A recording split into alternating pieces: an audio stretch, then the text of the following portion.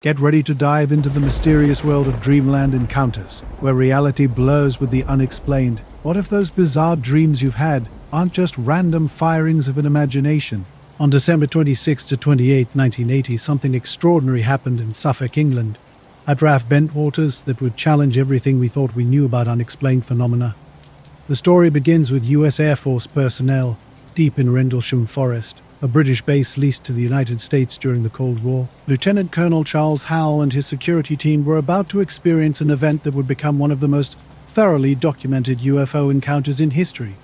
It all started when Airman First Class John Burroughs and Sergeant Bud Stiffins spotted strange lights descending into the woods beyond the base perimeter. Thinking an aircraft might have crashed, they were authorized to investigate, joined by Airman Jim Penniston.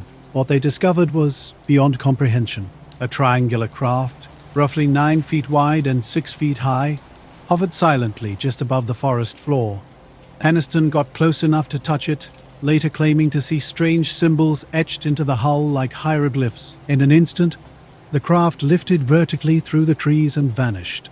The entire encounter was captured live on a tape recorder, making this no ordinary second-hand account. This was the deputy base commander of a joint NATO airbase housing nuclear weapons describing an encounter with something technologically superior and completely unexplainable. As the static cuts in on the audio tape, hushed voices describe a strange flashing red light approaching. The timestamp reads 2 a.m., something is definitely coming this way, and a beam appears to be descending to the ground. So, what do you think? Are these just dreams, or is there something more lurking just beyond our understanding? Share your thoughts in the comments and let's explore the unknown together. Now, during the incident, military personnel encountered strange phenomena that would spark decades of debate. The first night involved vivid dreams with binary code sequences, which were compulsively documented and later shared with researchers. Colonel Charles Holt initially approached the situation with skepticism, but was compelled to investigate when reports of unusual lights emerged again. He assembled a security team equipped with critical tools: a handheld radiation meter, a starlight scope, and a cassette tape recorder. The resulting audio, now known as the Holt tape, captured 18 intense minutes of extraordinary events. Holt and his team documented a pulsing red glowing object moving through the woods, taking radiation readings and observing physical ground depressions. The object moved silently through trees before suddenly shooting skyward, emitting beams of light, one dramatically landing directly at their feet. "This is unreal," Holt exclaimed as multiple lights appeared in the sky, maneuvering at impossible angles. The team pursued these lights through the forest, their voices calm but urgent, clearly disturbed by what they were experiencing. This audio recording became one of the most compelling pieces of UFO evidence ever released. Raw documentation from trained military professionals in a moment of direct, unexplained contact. The British Ministry of Defence initially displayed minimal interest, repeatedly stating the incident posed no national security threat. However, Freedom of Information requests later revealed hidden internal memos tracking unidentified aerial phenomena over RAF Bentwaters and RAF Woodbridge. US authorities proved even more secretive. Holt's incident report, known as the Holt Memo, remained classified for years until leaked. Detailed a potential unidentified craft sighting, including ground impressions, elevated radiation levels, and visual confirmations from multiple USAF personnel. To this day, neither government has provided an explanation. The witnesses, including Penniston and Burroughs, never retracted their testimonies, though their accounts eventually diverged. Notably, Penniston claimed the craft communicated with him telepathically,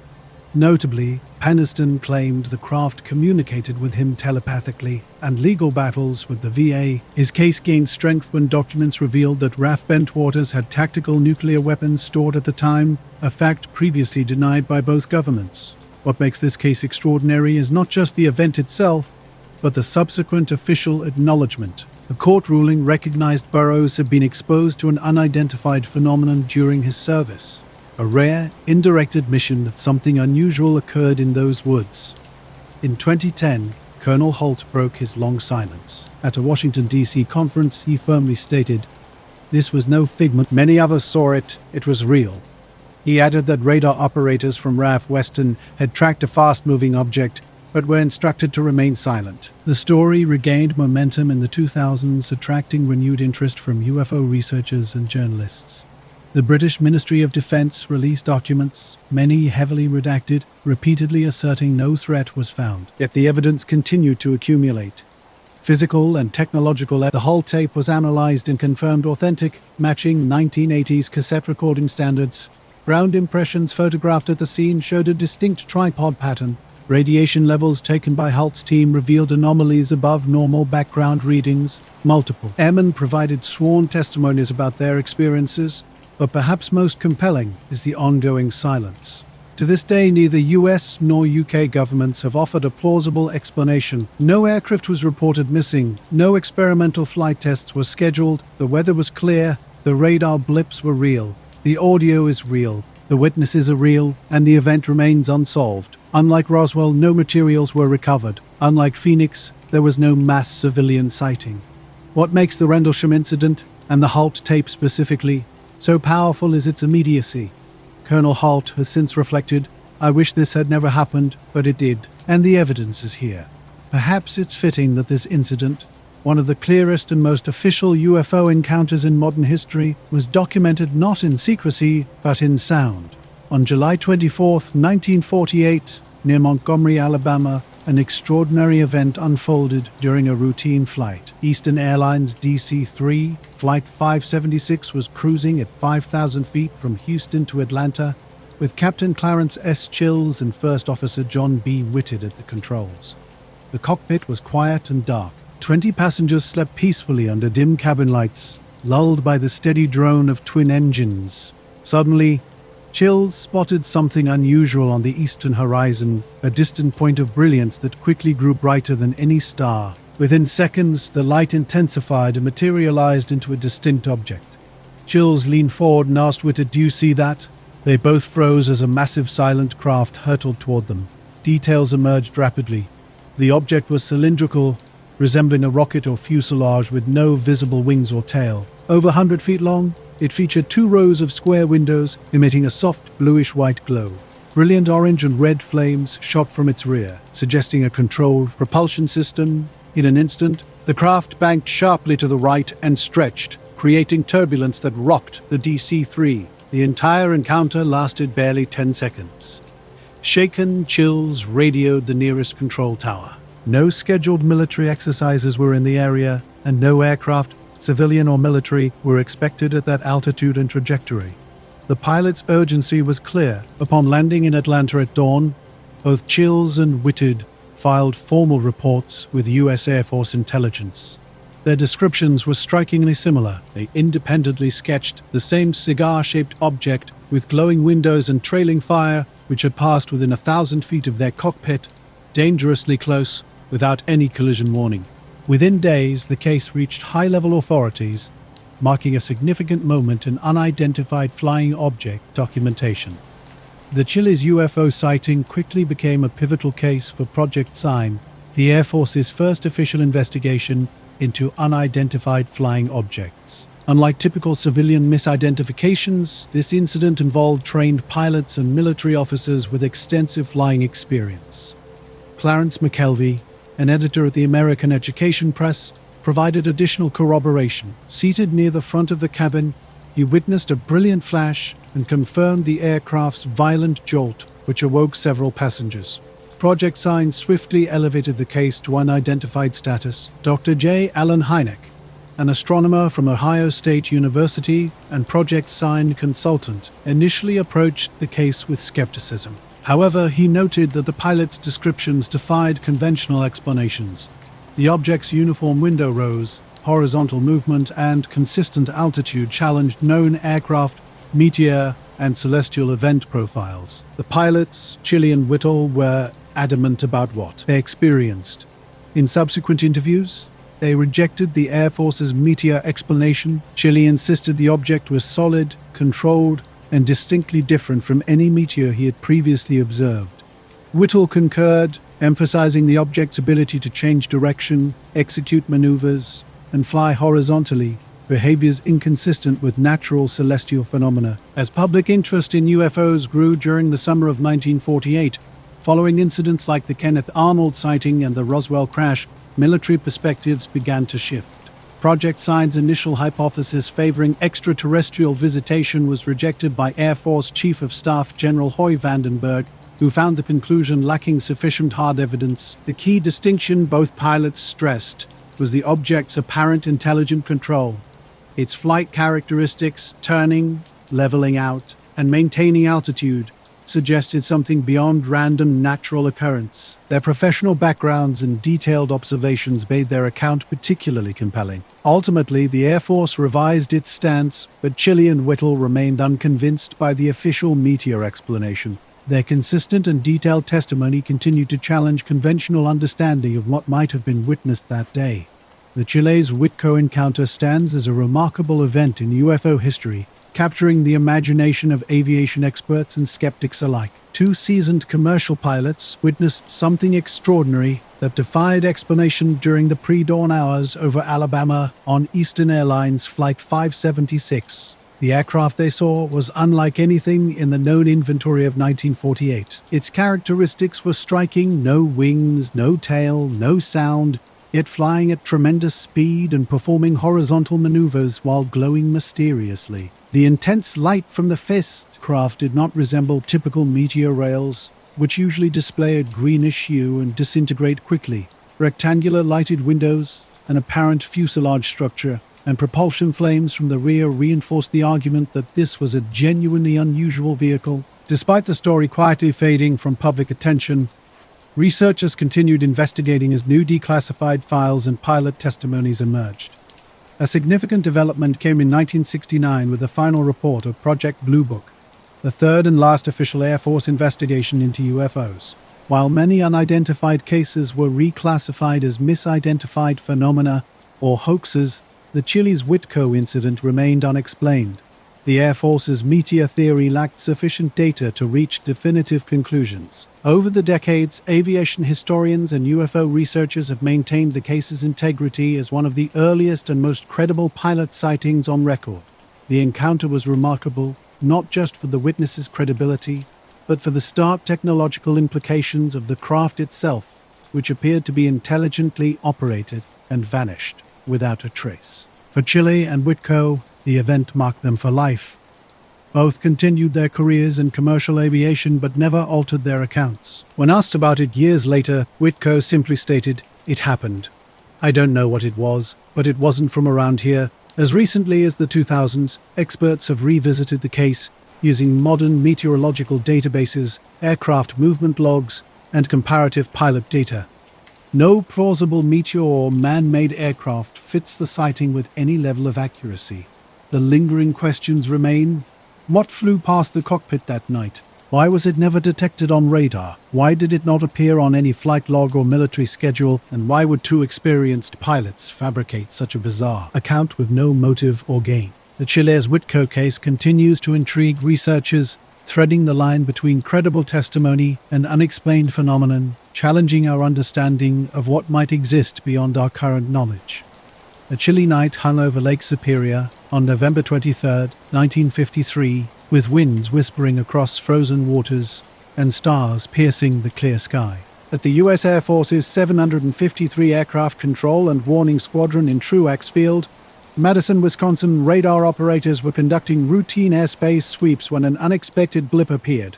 The unidentified signal moved silently southward over the Canadian border near Sioux Locks at 6:22 p.m. with no transponder, radio contact, or flight plan. This was a sensitive Cold War corridor where any unauthorized aircraft triggered immediate suspicion. Within minutes, Air Defense Command dispatched a Lockheed F-89C Scorpion jet from King Ross Air Force Base. The two-seater, equipped with radar and weapons, was piloted by First Lieutenant Felix Monta, a 27-year-old experienced interceptor with dozens of missions completed. His radar operator was Second Lieutenant Robert L. Wilson. The Scorpion lifted off at 6:25 p.m., climbing toward 30,000 feet. Ground radar tracked both the fighter and the mysterious object, which was moving steadily across the lake at 500 miles per hour. The jet pursued at full throttle. At 6:52 p.m., something extraordinary occurred. The two radar targets converged, their blips merging into one. Controllers waited for Monta to peel away or return to base, but no second signal emerged.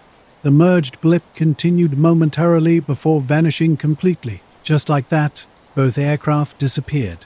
Radio calls to the Scorpion went unanswered. Operators at King Ross grew increasingly anxious. An immediate search and rescue effort involving American and Canadian forces was launched, with aircraft and surface vessels sweeping the area. The incident became an unexplained mystery. It contributed to the military's early interest in UFOs, helped form investigative bodies, and remains a quiet foundation beneath modern sightings. No crash, no wreckage, no photographic proof existed. Just a brief moment when something brilliant and massive appeared in the sky, then vanished. Two men remained steadfast. "We saw it." Applied by Tesla, search teams scoured the area for days without finding anything. No wreckage, no debris, no oil slick, no emergency signal. Emergency? It was as if the aircraft had simply vanished. The incident involved two pilots, Monlaw and Wilson, who disappeared during what should have been a routine mission. The Air Force later released an explanation suggesting Monlaw's F-89 had crashed while pursuing a Royal Canadian Air Force C-47 cargo aircraft. However, this account raised immediate questions. The RCAF denied having any aircraft operating in the area at the time, and no Canadian plane matched the flight path. Moreover, Monlaw was an experienced pilot who should have easily identified a C-47 on radar or visually. The mystery deepened as both pilots vanished without a trace. Rumors quickly spread among airmen. Some whispered about UFOs, while others speculated about radar malfunctions or spatial disorientation causing a catastrophic collision. Yet no one could explain the complete absence of evidence. Aircraft crash debris doesn't simply disappear, even in deep water. Radar operators had witnessed something truly strange. The merger of two blips, a literal convergence that was highly unusual and unprecedented. In the years following the incident, UFO researchers seized upon these details, citing the King Ross event as potential evidence of an unexplained aerial encounter. Early civilian UFO groups like NICAP used the case to argue that the military was engaging with unknown craft and losing pilots in the process. Freedom of Information Act requests decades later revealed intriguing internal documents. One Air Defense Command memo cryptically referred to the disappearance, calling the unknown object a bogey. Another document confirmed the radar visual convergence and noted the lack of wreckage.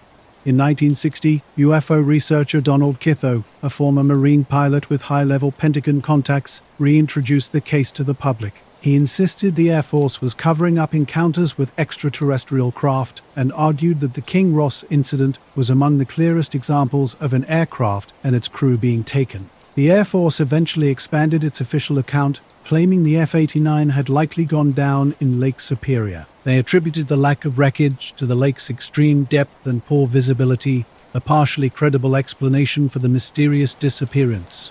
No, Lake Superior's depths have swallowed countless mysteries. On a cold November night, a trained pilot and radar operator launched a routine intercept mission that would become anything but routine. Their target was unknown, and as radar signatures merged, both aircraft vanished without a trace. The incident left families without closure. No remains were recovered, no mayday was sent, and flight logs and radar data remained classified or went missing. In 2006, the Great Lakes Dive Company claimed they had located the F-89's wreckage on sonar, even posting coordinates and images online. Yet within weeks, the group disappeared completely. Their website shut down, calls went unanswered, leaving many to suspect a hoax or something more sinister. What remains most unsettling is not just the loss of aircraft, but the suggestion of something in the sky with the power to make objects simply vanish. A craft without a flight plan, without transponder, without recovery. Theories abound. Some believe Monlaw got too close to a secret US or Canadian project and paid the ultimate price. Others maintain the simplest explanation, an accident followed by a failed recovery. But the details defy such comfortable narratives. The radar convergence, the lack of wreckage, the Canadian denial, the governmental silence, all point to something extraordinary. In an era when pilots were encouraged to intercept unknowns aggressively, Monlaw may have encountered the wrong object at the wrong time, and perhaps that object was not from here. The Exit UFO case. September 3rd, 1965. The Exie, New Hampshire countryside was still and dark that night. Officer Eugene Bertrand Jr. flicked off his high beams near Route 101, scanning the roadside just outside Exit. A little after midnight, the silence was broken only by occasional tree rustles and distant insect chirps. But something had caught his attention, the persistent barking of a dog. The night wasn't typical for Officer Bertrand. Pulling his patrol car over to a gravel area illuminated only by moonlight and his dim headlights, he noticed a young woman sitting in her car looking visibly shaken. "What's going on, ma'am?" he asked.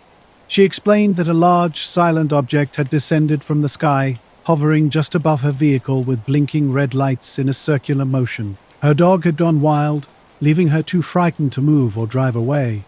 Though Bertrand scanned the sky and found nothing, her composure and clarity convinced him she was genuinely describing something extraordinary. Less than an hour later, another report came in, this time from 18-year-old Norman Muscarello. While hitchhiking home along Route 150 near Kensington, he first mistook what he saw as a house fire. A brilliant red light pulsated in the darkness, flaring and dimming in a strange pattern. Suddenly, a massive silent object rose from behind the trees, hovering over the field. 5 powerful red lights pulsed in sequence, and the object was low enough for Muscarello to see its metallic structured underside. Dropping to the ground in fear, he watched as it remained motionless, then drifted silently across the road. Muscarello ran to the nearest farmhouse, calling the police in a state of panic. At the station, Officer Bertrand was struck by how the teenager's account mirrored the earlier report. This wasn't a prank. Muscarello's precise details about the lights, hovering, and unnatural silence were compelling. Bertrand decided to investigate personally. He placed Muscarello in his cruiser and returned to the scene, where Officer David Hunt joined them, ready to uncover what strange event had unfolded that night. And by a large object with 5 bright red lights was rising over the treetops, just as Muscarello had described. The witnesses froze as their flashlights swept across the darkness. The lights flashed in sequence, moving left to right in a circular motion, casting eerie shadows and bathing the trees in an unnatural glow. Then the craft began to move. It drifted toward them slowly, hovering silently as it passed overhead before disappearing behind the tree line. Muscarello shouted, while Bertrand and Hunt stood speechless. This was no prank. They had all witnessed something extraordinary. Returning to the station, Bertrand carefully documented the incident. He was meticulous in his report, avoiding speculation and focusing solely on describing what they had seen. A large, silent object with 5 red lights had hovered and moved without any visible means of propulsion. It didn't resemble any known aircraft and made no sound. Word spread quickly. Within hours, Pete's Air Force Base dispatched investigators to interview the witnesses. Initially, military officials suggested the sighting was caused by B-47 bombers flying in a standard formation. However, Bertrand, Hunt, and Muscarello rejected this explanation completely. As a trained observer and veteran, Bertrand insisted it couldn't have been planes. There was no sound, no vibration, and planes simply don't hover silently while flashing red lights in a rotating pattern. Both Hunt and Muscarello went on record supporting his assessment. The Air Force then proposed another explanation: temperature inversion causing stars or planets to appear as moving lights. This theory only frustrated the witnesses further. What they had seen was clearly a craft, a solid, structured object with deliberate movement. Civilian UFO researchers, including the National Investigations Committee on Aerial Phenomena, NECAP, launched their own investigation.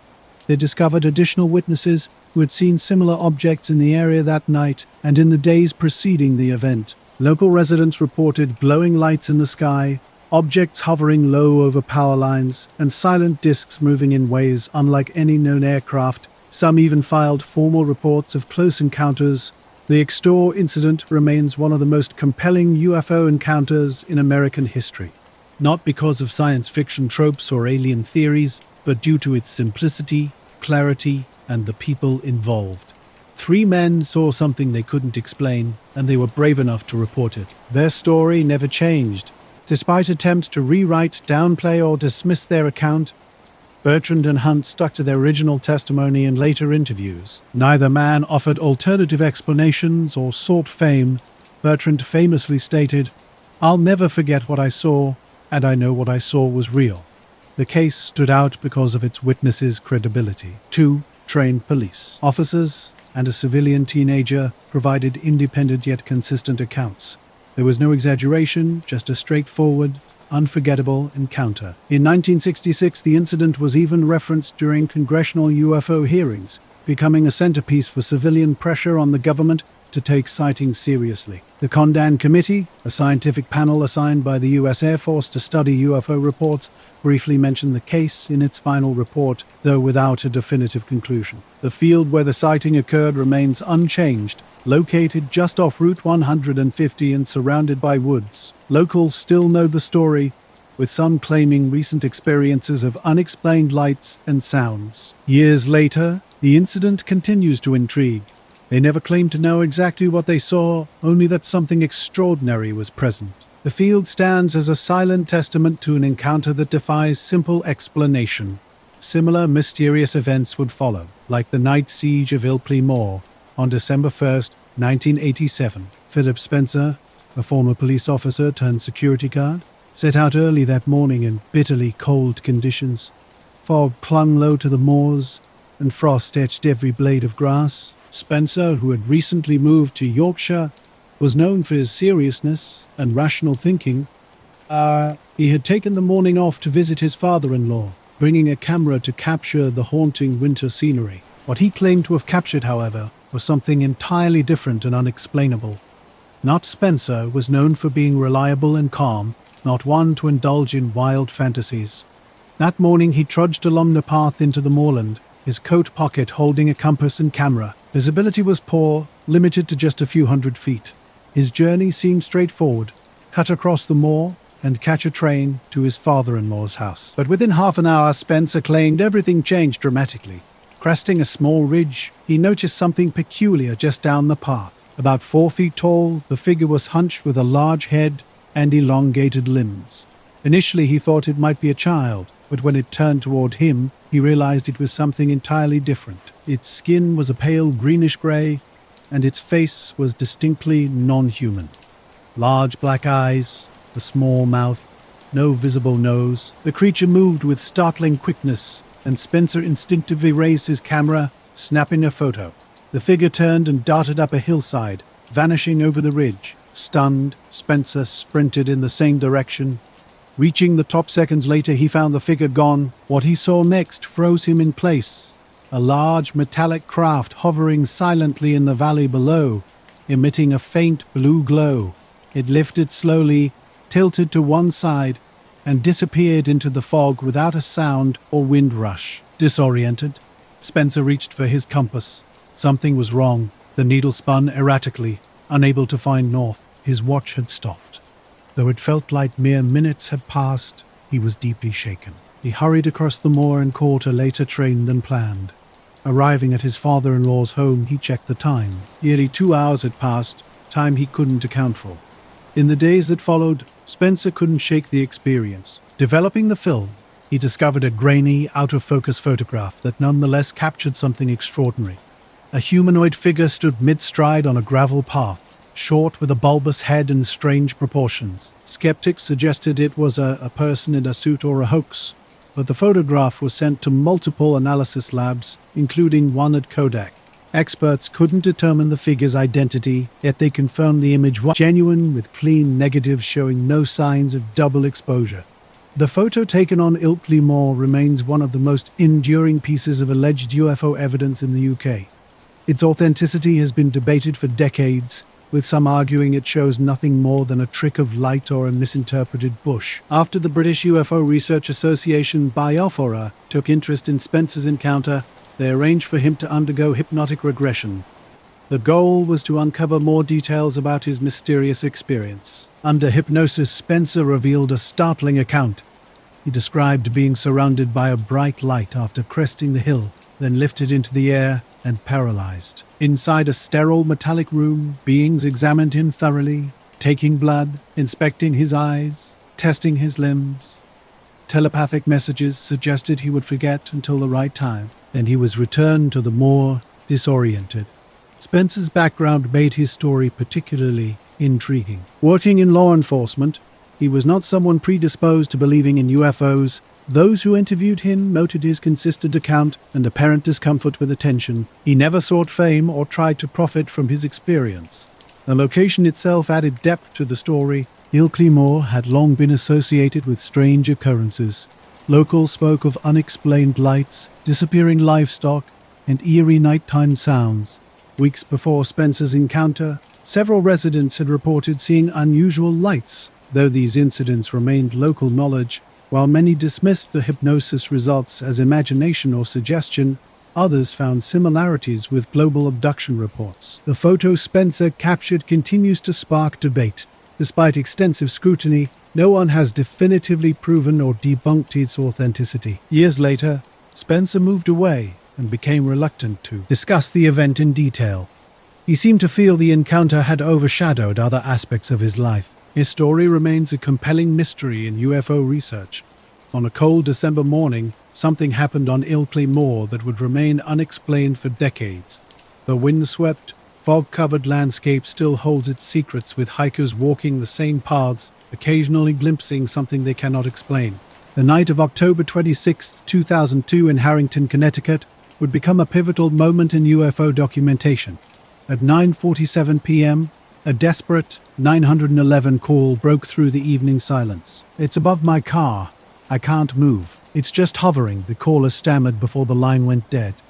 Officer Robert LaRusso was about to experience a night that would dramatically alter his career. Within minutes, he was driving west toward Route 118, unaware he was heading into one of Connecticut's most bizarre documented UFO encounters. Multiple witnesses told a consistent story. Teenagers Ashley R. and her cousin Daniel were walking their dog near North Road around 9:30 p.m. when they saw something extraordinary. 3 glowing spheres hung in a perfect triangle, suspended silently above the tree line.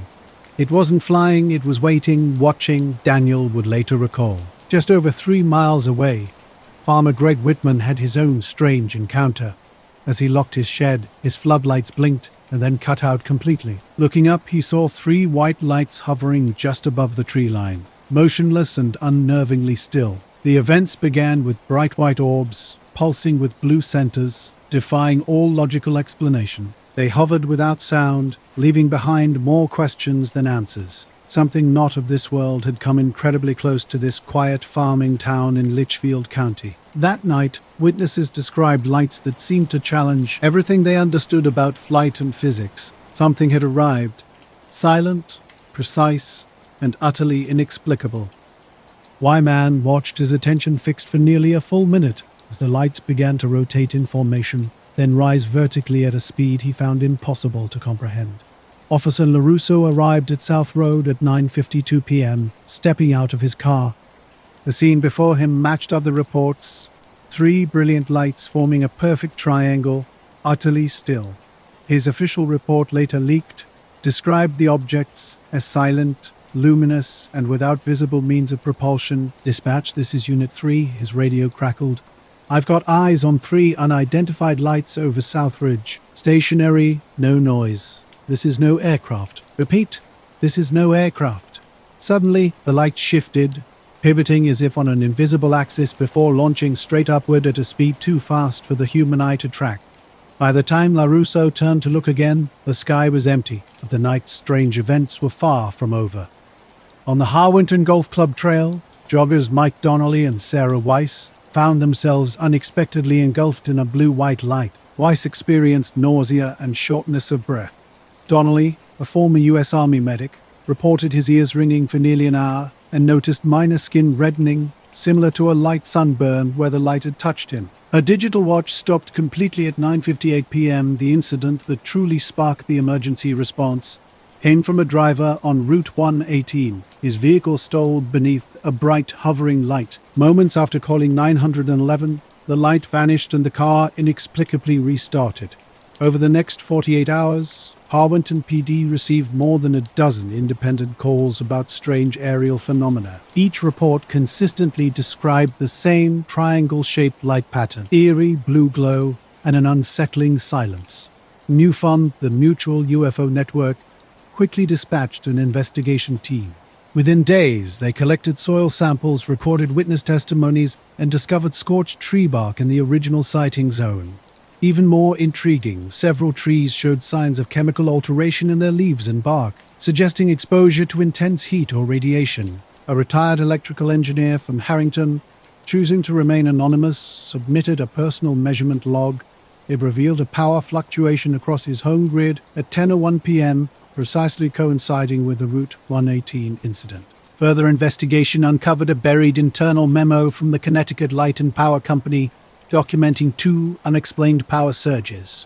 2 separate UFO sightings occurred in the Harwinton area, happening within minutes of each other. At 9:43 p.m. and 10:22 p.m., something unusual was spotted. Initially, there seemed to be no obvious explanation. No scheduled maintenance or storm-related causes were identified. When the FAA was questioned, they reported no radar irregularities. However, a private air traffic technician from nearby Bradley International Airport anonymously contradicted this, revealing a brief radar anomaly during the incident's time frame. The most compelling evidence came from Officer LaRusso's dash cam footage, which mysteriously disappeared after his cruiser underwent routine maintenance weeks later. LaRusso eventually left the police department. When researchers contacted him a year later, he would only cryptically state, "I know what I saw." So does my department. Other witnesses remained steadfast in their accounts. Ashley, the teenager who first observed the lights, became a nurse and only revisited the story when investigators approached her in 2010. Her conviction was clear. It stayed with me. People laugh when you say UFO, but if they'd been standing next to me that night, they wouldn't be laughing. Unlike many UFO reports riddled with inconsistencies, the Harwinton nightlights distinguish themselves through remarkable consistency, precise timing, and trace evidence. The absence of any natural or military explanation lends credibility to those who believe something truly extraordinary occurred. Today, the police report remains sealed, the dashcam tape unrecovered, and the sightings unexplained. Yet on quiet fall nights, Harwinton residents still cast occasional glances skyward, wondering if those mysterious lights might return. Not to entertain or announce themselves, but to remind a select few that something once visited their quiet Connecticut town. The story echoes another mysterious incident, the Yumbo Valley encounter in Columbia, March 1993. At exactly 2:17 a.m., the control room lights in the Yumbo power substation flickered and dimmed momentarily. For the engineers trained to detect even the slightest grid anomaly, this brief interruption was enough to halt conversations mid-sentence. Located near the industrial town of Yumbo, this substation was critically important, supplying electricity to Cali and surrounding communities. Senior technician Jaime Enrique Mans, with 18 years of experience, was monitoring the overnight feed when a surge alert triggered. The night crew, 3 engineers, and 2 security personnel sprang into action, initially suspecting an equipment failure or grid overload. As Mans and Ricardo Fonca moved toward the high-voltage switchyard, the true source became visible overhead. A metallic disc hovered about 100 meters above the northwestern compound corner. Unlike anything they'd seen before, it glowed a faint orange and measured roughly 10 meters in diameter. Complete silence surrounded the object. Instruments started malfunctioning as the men approached the fence. Substation cameras shorted out. Radio communications died. Then came the pulse, a sudden wave of blue, white, and blinding light that surged outward with concussive force. All 5 men instinctively ducked as sparks burst from transformers. Consoles in the control room lit up with cascading failures, and the entire substation went dark. Mames later described it as a silent explosion that left only impact behind. Panic erupted. Engineers executed emergency protocols while security staff locked down entrances. Attempts to contact the central grid operator in Bogota failed. All phone lines were dead. Within minutes, the craft ascended straight upward and vanished without a sonic boom or acceleration noise. Power did not return immediately. Partial service resumed only the next morning. Repair crews were stunned by their findings. Entire external switchgear panels were fused. Wiring inside concrete junction boxes had melted, not burned, as if subjected to intense electromagnetic heat. Concrete footings showed charring and fracturing despite no internal explosion. Scorch marks ringed the northern fence line with no recorded fire. Internal system logs were scrambled with time codes corrupted between 217 and 221 a.m. One analog paper chart maintained as a redundancy recorded a current flow spike exceeding 200% nominal levels, precisely coinciding with the light pulse described by witnesses. By midday, news of the incident reached the Colombian Electrical Authority (ICE), who issued a brief statement. Weeks after an unexplained equipment malfunction, engineers knew the truth was far more complex than official statements suggested. While authorities assured the public that power supply was restored, internal memos told a different story. These documents hinted at aerial interference of unknown origin and warned against further questioning of plant personnel. One engineer, Meneses, refused to stay silent. In an anonymous interview with a local journalist from El País Dali, he provided a detailed and consistent account. The object wasn't just a passive observer, he claimed. It had actively interacted with the electrical grid, seemingly drawing power with intentional purpose. Vanka, in a 1994 documentary about Colombian UFOs, echoed similar sentiments, emphasizing this was no ordinary electrical anomaly. Public reaction split dramatically. Some dismissed the incident as hysteria, while others pointed to corroborating evidence. Residents in Yumbo and Cali reported consistent sightings that night. Radio station calls described a glowing orange plate in the sky, and an amateur video, though blurry, captured a hovering light in the area. UFO investigators from Bogota attempted to reach the engineers, but most avoided going on record. Manis, who had already submitted his resignation, was the exception. He described unbearable internal pressure to retract his account. In 1995, retired electrical engineer Luis Carranza conducted an independent analysis of the damaged equipment and scorched concrete. His report, submitted to the Colombian Institute of Electrical Engineering, concluded that standard electrical explanations were insufficient. The damage couldn't be attributed to typical surge, short circuit, or overload. Despite this evidence, the Colombian government never initiated an official investigation. International UFO researchers later began referencing the Yumbo encounter in publications about electromagnetic interference, drawing parallels with similar incidents like the Cashlandrum case in Texas and the Rendlesham Forest incident in the UK. The pattern was unmistakable. Aerial objects, pulse waves, power disruptions, and unexplained physical damage. To this day, the engineers who witnessed the event remain haunted by their experience. On a humid summer night in August 1977, 3 railway workers from Ferro Carriles National, Mexico, found themselves in the middle of an extraordinary encounter. Their routine track inspection near 14 de las Flores, a quiet town nestled among Veracruz's coffee plantations, would soon become a defining moment in Mexican UFO history. Antonio Garcia, Luis Ariano, and Julio Mendes had set out from the depot on foot shortly after 10 p.m., following standard maintenance protocols for night crews. The line they patrolled was notorious for mudslides during rainy seasons, requiring careful monitoring with lamps and radio equipment. As they approached a gently curving bend near a gulch, Julio stopped and drew his colleagues' attention to something unusual. A soft amber glow pulsed rhythmically in the distance, approximately 300 meters down the track. Unlike a typical flame or lantern, its movement resembled a slow heartbeat. Initially believing it might be a work vehicle, the workers cautiously advanced. What they encountered defied all rational explanation. A metallic disc approximately 10 meters in diameter hovered just 2 meters above the ground, shaped like 2 shallow bowls joined at the rim. The craft was eerily silent. Its surface appeared dull silver with a central band of rotating lights, shimmering in pale greens and oranges. The craft remained perfectly still above an overgrown railway clearing about 50 meters from the main track. Suddenly, a hatch beneath the craft opened, extending a ramp to the grass. 2 humanoid figures descended. Witnesses later described beings around 5 feet tall, wearing tight-fitting suits that shimmered in the moonlight. Their heads appeared slightly enlarged, and though darkness obscured finer details, their movements were distinctly noted. Yumbo personnel maintained their version of events. Meneses, now retired, occasionally grants interviews under the strict condition that no identifying details are shared. In a 2011 email exchange with researcher Diego Marquez, he cryptically wrote, "I was not from this world. I don't know what I wanted, but I saw it. We all did." Was the object feeding on the grid, or was the blackout a side effect of its mere presence? Whatever the answer, the scars it left Both on the power station and in the minds of those who witnessed it remained one poor. Workers in a remote field encountered something extraordinary. Their routine night shift suddenly became an unnerving experience when strange beings appeared. Two figures moved methodically across the terrain, stopping at various low-lying plants and bushes. They carried thin rod-like devices, slowly sweeping them over vegetation and occasionally collecting samples in small containers attached to their belts. Antonio stood frozen, muttering a prayer.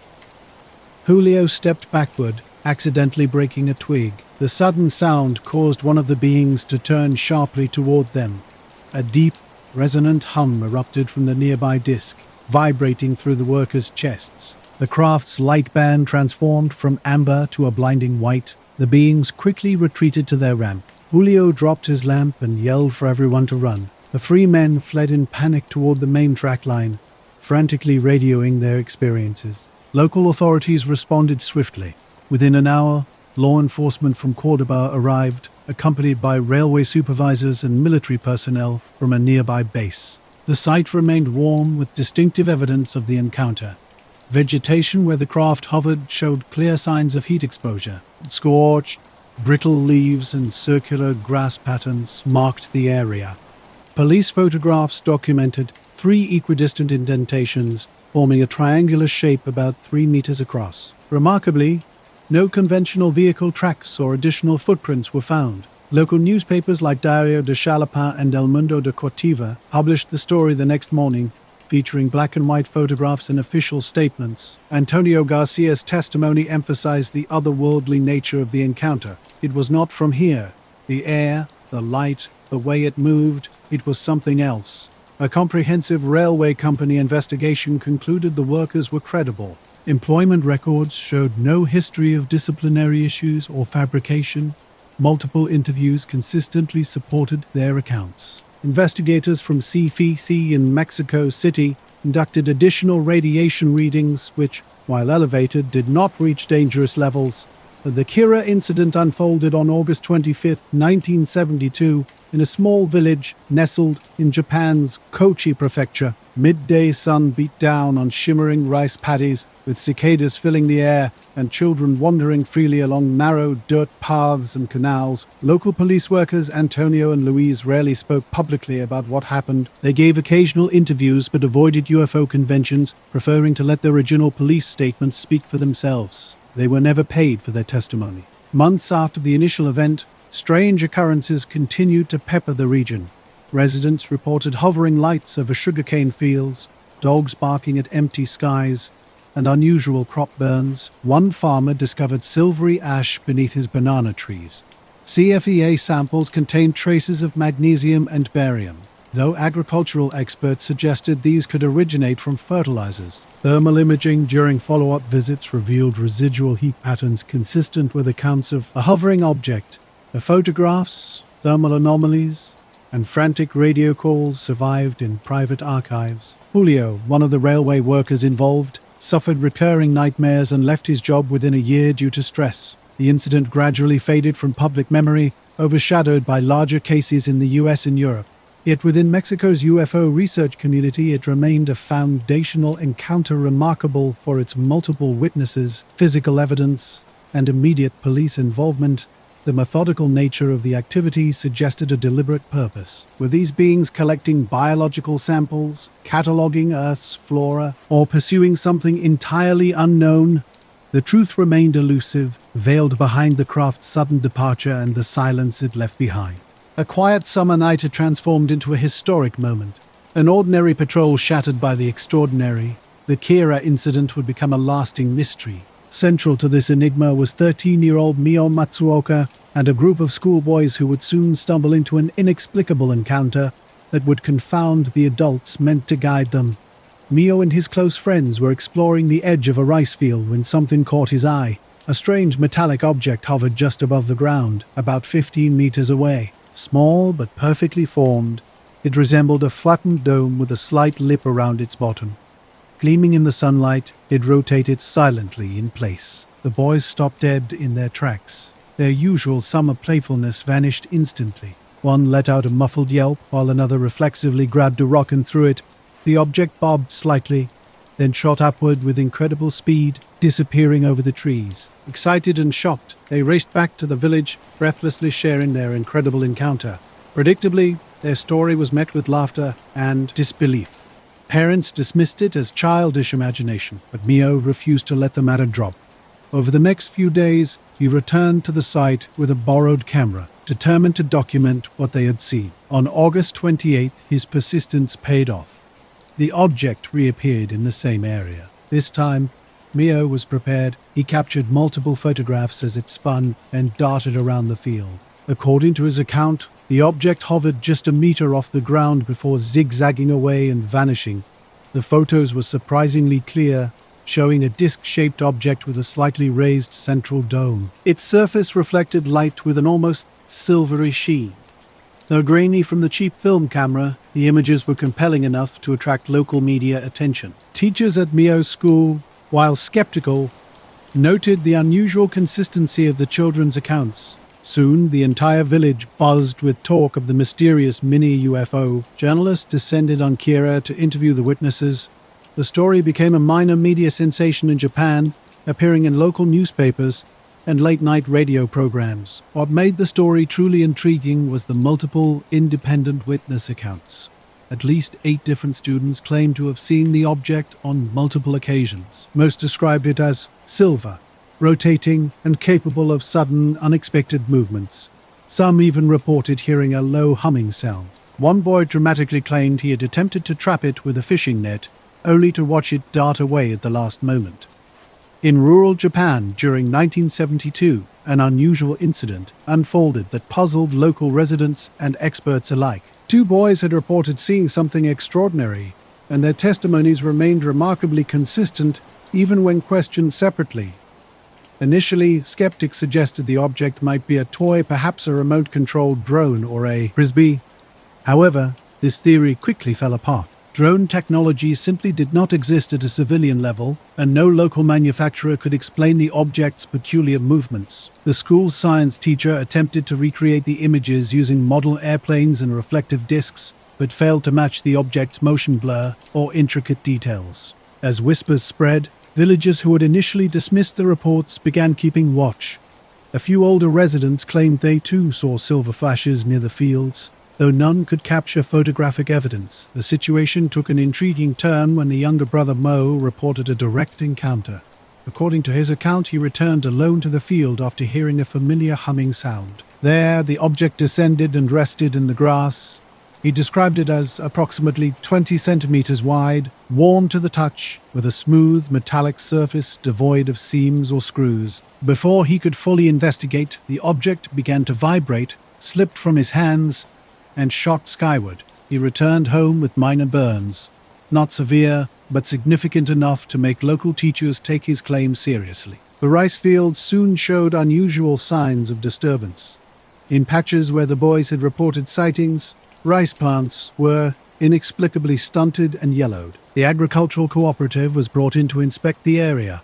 While avoiding direct UFO discussions, one official quietly acknowledged to the press that the soil in these patches appeared unusually compacted and dry, almost as if exposed to an intense heat source. Media attention grew, and a local newspaper published the photos alongside detailed interviews. This caught the eye of UFO researchers in Tokyo, particularly members of the Japan Space Phenomena Society, JSPS. They traveled to Kira, interviewed the children, and examined the photographic negatives. Their report concluded that the negatives showed no signs of tampering, double exposure, or superimposition, suggesting the photos were likely authentic. Despite the compelling evidence, no official government investigation was launched. Japan's defense agency remained silent, leaving the incident shrouded in mystery.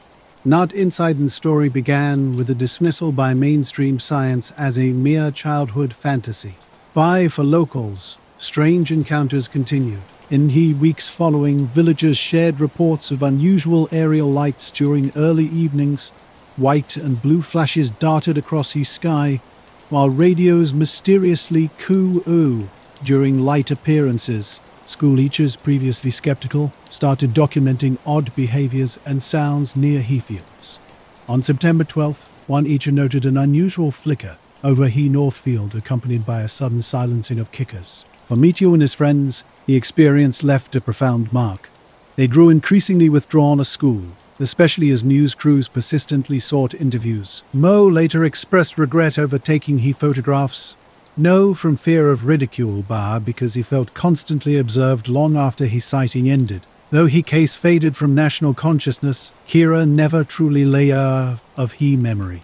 Decades passed, yet UFO researchers continued referencing his photos as compelling visual evidence of a daylight encounter in modern Japanese history. Original prints and negatives found preservation in a small Osaka UFO archive, even being displayed a CSCATO archive, fashioned in 2007. Witnesses, now adults, remain steadfast.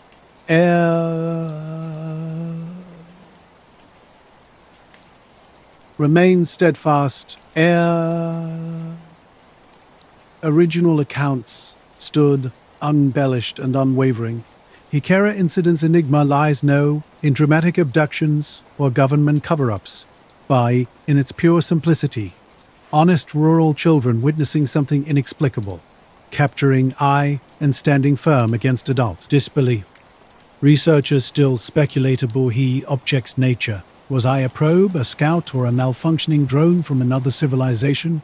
Folklorists offer an alternative perspective, suggesting I might be he modern manifestation of a kami, a supernatural force from Japanese spiritual traditions appearing in a technological form through children's eyes. The strange object over Kira's rice fields came and went, leaving behind more questions than answers. Photographs remained the only tangible evidence of an encounter had defied explanation. A moment frozen in her continued to intrigue and mystify. Nigh in the highlands, where sheep graze and rocky terrain stretches endlessly, 3 shepherds, Martin Ramos, his brother Julio, and their cousin Mateo, were ending another long day. Their flocks were tethered nearby, and the bitter wind carried soft bleats through the open pasture. These men knew every inch of this landscape. They understood the terrain intimately, every rocky outcrop and patch of grass.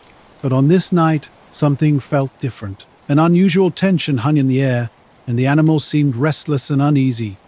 Around midnight, Martin spotted an unusual orange glow emerging from the southern ridge. What he first thought might be a distant campfire or another herder's torch quickly transformed into something far more extraordinary. A glowing orb, about the size of a small car, descended silently into the valley. The orb hovered just above the ground, pulsing gently and casting long amber shadows across the pasture. Nearby, a tall humanoid figure stood completely still, over 2 meters high, clothed in a silvery grey material. Neither moving forward nor backward, the figure simply watched. Time seemed to stop. The sheep reacted with pure terror, some attempting to bolt from their enclosures while others trembled against the ground. Julio would later describe an overwhelming sense of panic and disorientation. Martin shouted for them to run. The 3 shepherds fled down the slope, hearts racing, stumbling over uneven ground. When they finally looked back, both the orb and the mysterious figure had vanished. By morning, news of their encounter had spread through the village. Despite initial reluctance, they reported everything to local authorities. Police, though skeptical, accompanied them to investigate.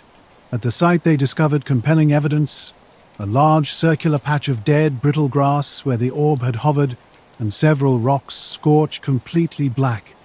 Not weeks after a mysterious encounter, several sheep exhibited signs of stress, according to veterinarians who examined them. The animals were so unsettled that they refused to return to the pasture for an extended period.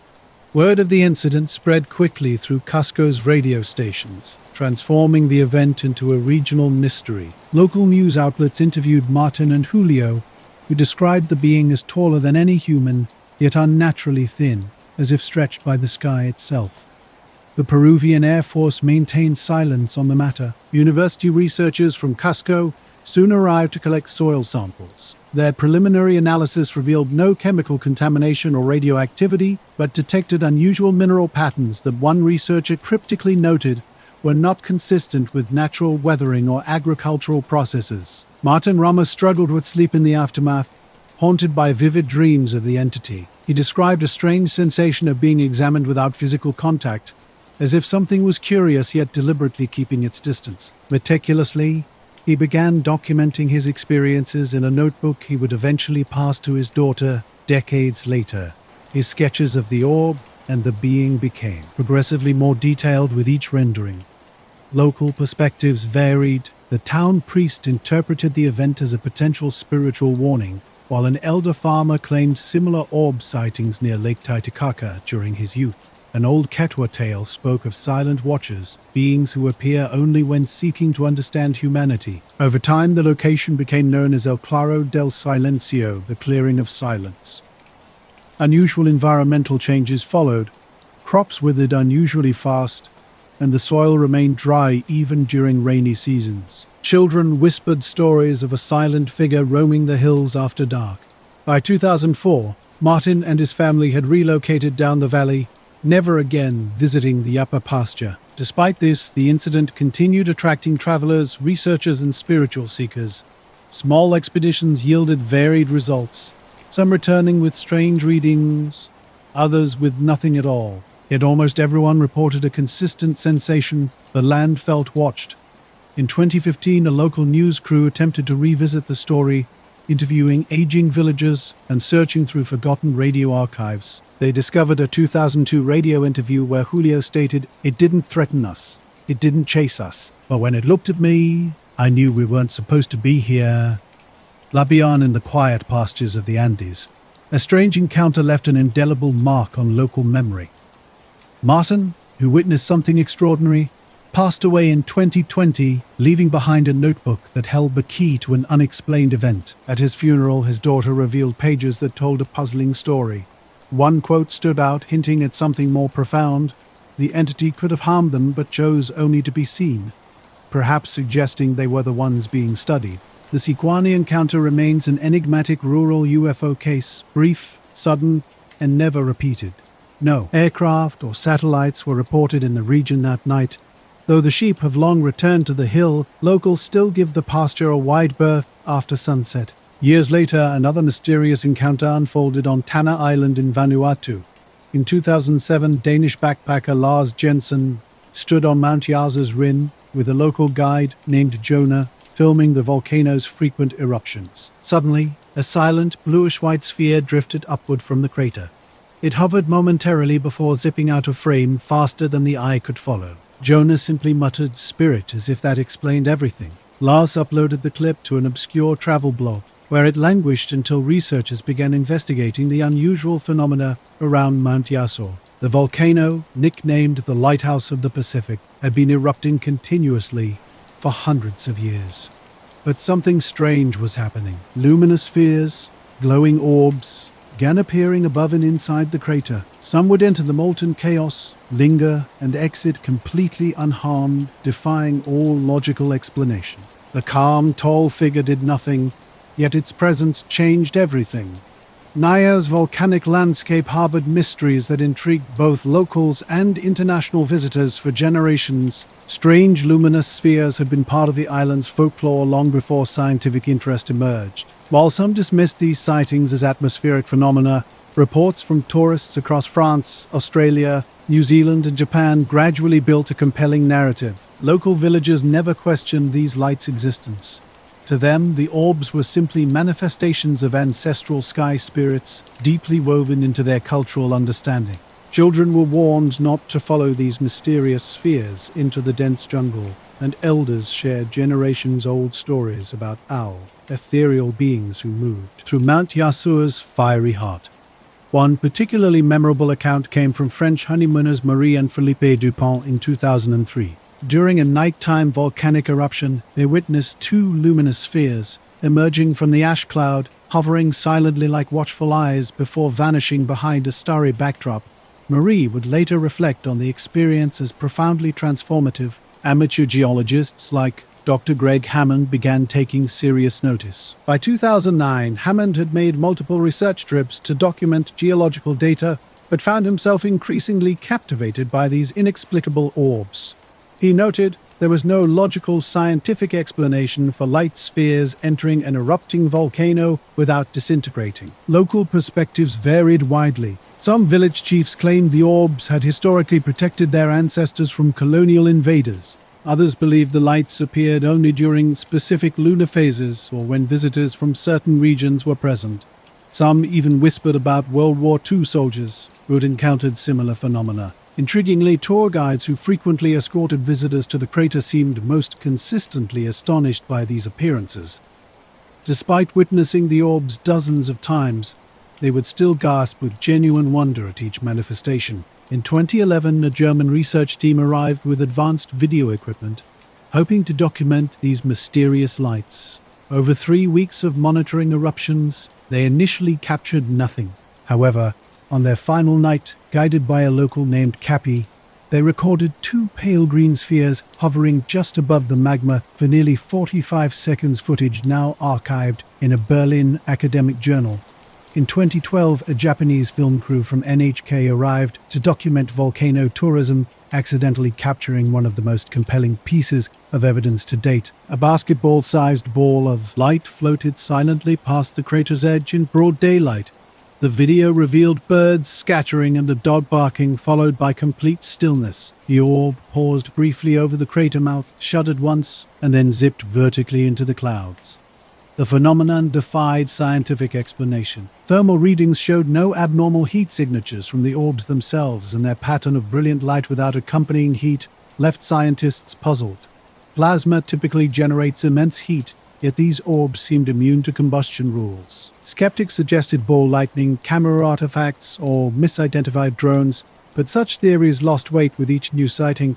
No drone could survive 1,000-degree volcanic gases, and no atmospheric phenomenon lingers with apparent sentience. For local inhabitants, these were not just strange occurrences, but living entities. The orbs were watchers, perhaps messengers. Elders believed they originated from inside the Earth, not from space. One storyteller described the volcano as a world's womb, with the orbs representing its breath. Anthropologists became intrigued, discovering oral traditions about these lights that predated electricity and airplanes. Between 2003 and 2013, credible sightings occurred on average every 4 to 6 months. Villagers began reporting extraordinary experiences, dreams of light, strange music, and ancestors whispering from the jungle. A respected midwife claimed the orbs visited childbirth ceremonies to witness new life. While unverifiable, the frequency of similar dreams among unrelated villagers attracted significant research attention. By 2013, the sightings tapered off. Some attributed this to climate changes, while others believed the volcano had simply gone quiet. The underlying question remained, what had these people been witnessing all this time? Had these lights been constant companions to this fiery mountain, overlooked simply because no one had looked deeper? Despite extensive study, the orbs remained elusive. They appeared unannounced, often when cameras were absent, yet never completely disappeared. Their mysterious nature continued to challenge scientific understanding and local mythology alike. Peter van der Mee, a Dutch volcanologist, experienced an extraordinary event in October 2013 while recording gas emissions near Mount Yazzo's southern slope. An orange sphere zipped down the mountainside, passing directly over his equipment before vanishing into the jungle canopy. His instruments detected a magnetic pulse, but no additional data. In a scientific bulletin, he cryptically noted, "We are dealing with something unique, either a natural phenomenon never before categorized, or something far stranger." Mount Yazzo continues to erupt, seemingly unaffected by these mysterious encounters. Tourists still visit, and local guides remain vigilant, watching the sky. The sightings have become embedded in the collective memory of those who witnessed them. Are they earthborn anomalies? Sentient observers? Or perhaps something more ancient, older than science, older than stories, watching from the Earth's depths? On November 11th, 1979, near Valencia, Spain, an incident unfolded that would challenge understanding. Iberia Flight JK297, a Super Caravelle piloted by TAI, was cruising smoothly from Salzburg, Austria, to Las Palmas, Canary Islands. The flight was routine and clear, with Captain Francisco Javier Lero de Ada at the helm, accompanied by co-pilot Ramon Zuazo and flight engineer Francisco Javier Rodriguez. Just after leaving the Balearic Islands, as they approached the Spanish mainland, strange lights appeared. Two powerful red orbs glowed steadily in the darkness, trailing the aircraft at an unnerving distance. Initially, believing it to be another aircraft, Captain Lira attempted radio contact. Silence followed. These lights defied normal navigation beacon behavior, too bright, too fixed, and increasingly closer. At 23:45, growing increasingly concerned for the 109 passengers on board, Captain Liro contacted Barcelona's control tower. He reported unidentified traffic shadowing their plane and requested instructions. Air traffic control was perplexed. The object showed no corresponding radar blip. Whatever was approaching remained invisible to civilian aviation tracking systems, continuing to close in with an inexplicable and unsettling presence. At 0:40 on November 12th, the Super Caravelle touched down safely at Valencia Airport, but the events leading to this landing were anything but ordinary. During the flight, the crew became aware of something highly unusual. Two red lights tracked the aircraft with uncanny precision, maintaining a perfect distance and seemingly mirroring every descent. At one point, these lights split into multiple smaller points and moved in a coordinated formation. Passengers remained largely unaware of the unfolding drama. However, in the cockpit, tension was palpable. The flight crew, trained to handle turbulence, equipment failures, and potential hijackings, now faced a scenario completely outside their established protocols. The moment the aircraft landed, the mysterious lights vanished into the night sky, but the incident was far from over. Within minutes, the Spanish Air Force was alerted. A Mirage F-1 interceptor from Los Llanos Air Base in Albacete was quickly dispatched. Lieutenant Fernando Comtra, a 26-year-old pilot known for his exceptional skills and calm demeanor, took on the mission. At 1 o'clock hours, Comtra launched in his Mirage, rapidly climbing and scanning for visual or radar contact. His orders were clear: identify and engage if necessary. As he approached the last reported location, his onboard radar locked onto an object at approximately 30,000 feet. The contact behaved erratically, moving at incredible speeds and making sudden, impossible altitude changes. No matter how fast Comtra pushed his Mirage to Mach 1.4, the object remained ahead, maintaining its distance. He later described it as a red light moving with what seemed like intelligent purpose. At one point, the object performed a vertical climb that defied known aircraft capabilities. Comtra lost radar lock, left staring into an empty sky. Then, unexpectedly, the object reappeared behind him. Suspecting a potentially hostile aircraft with advanced technology, he initiated evasive maneuvers. The object made no attempt to engage, simply disappearing. Returning to base at 3 a.m., Comtra was frustrated and bewildered. During his debriefing with military intelligence, he detailed his radar lock, visual confirmation, and the strange energy signals his equipment had captured. Up to this point, no Spanish pilot had ever pursued a UFO over Spanish airspace. The next day, details of the aircraft diversion and aerial chase leaked to the press, turning a mysterious night into a national sensation. Not Spanish media erupted with extensive coverage of the incident.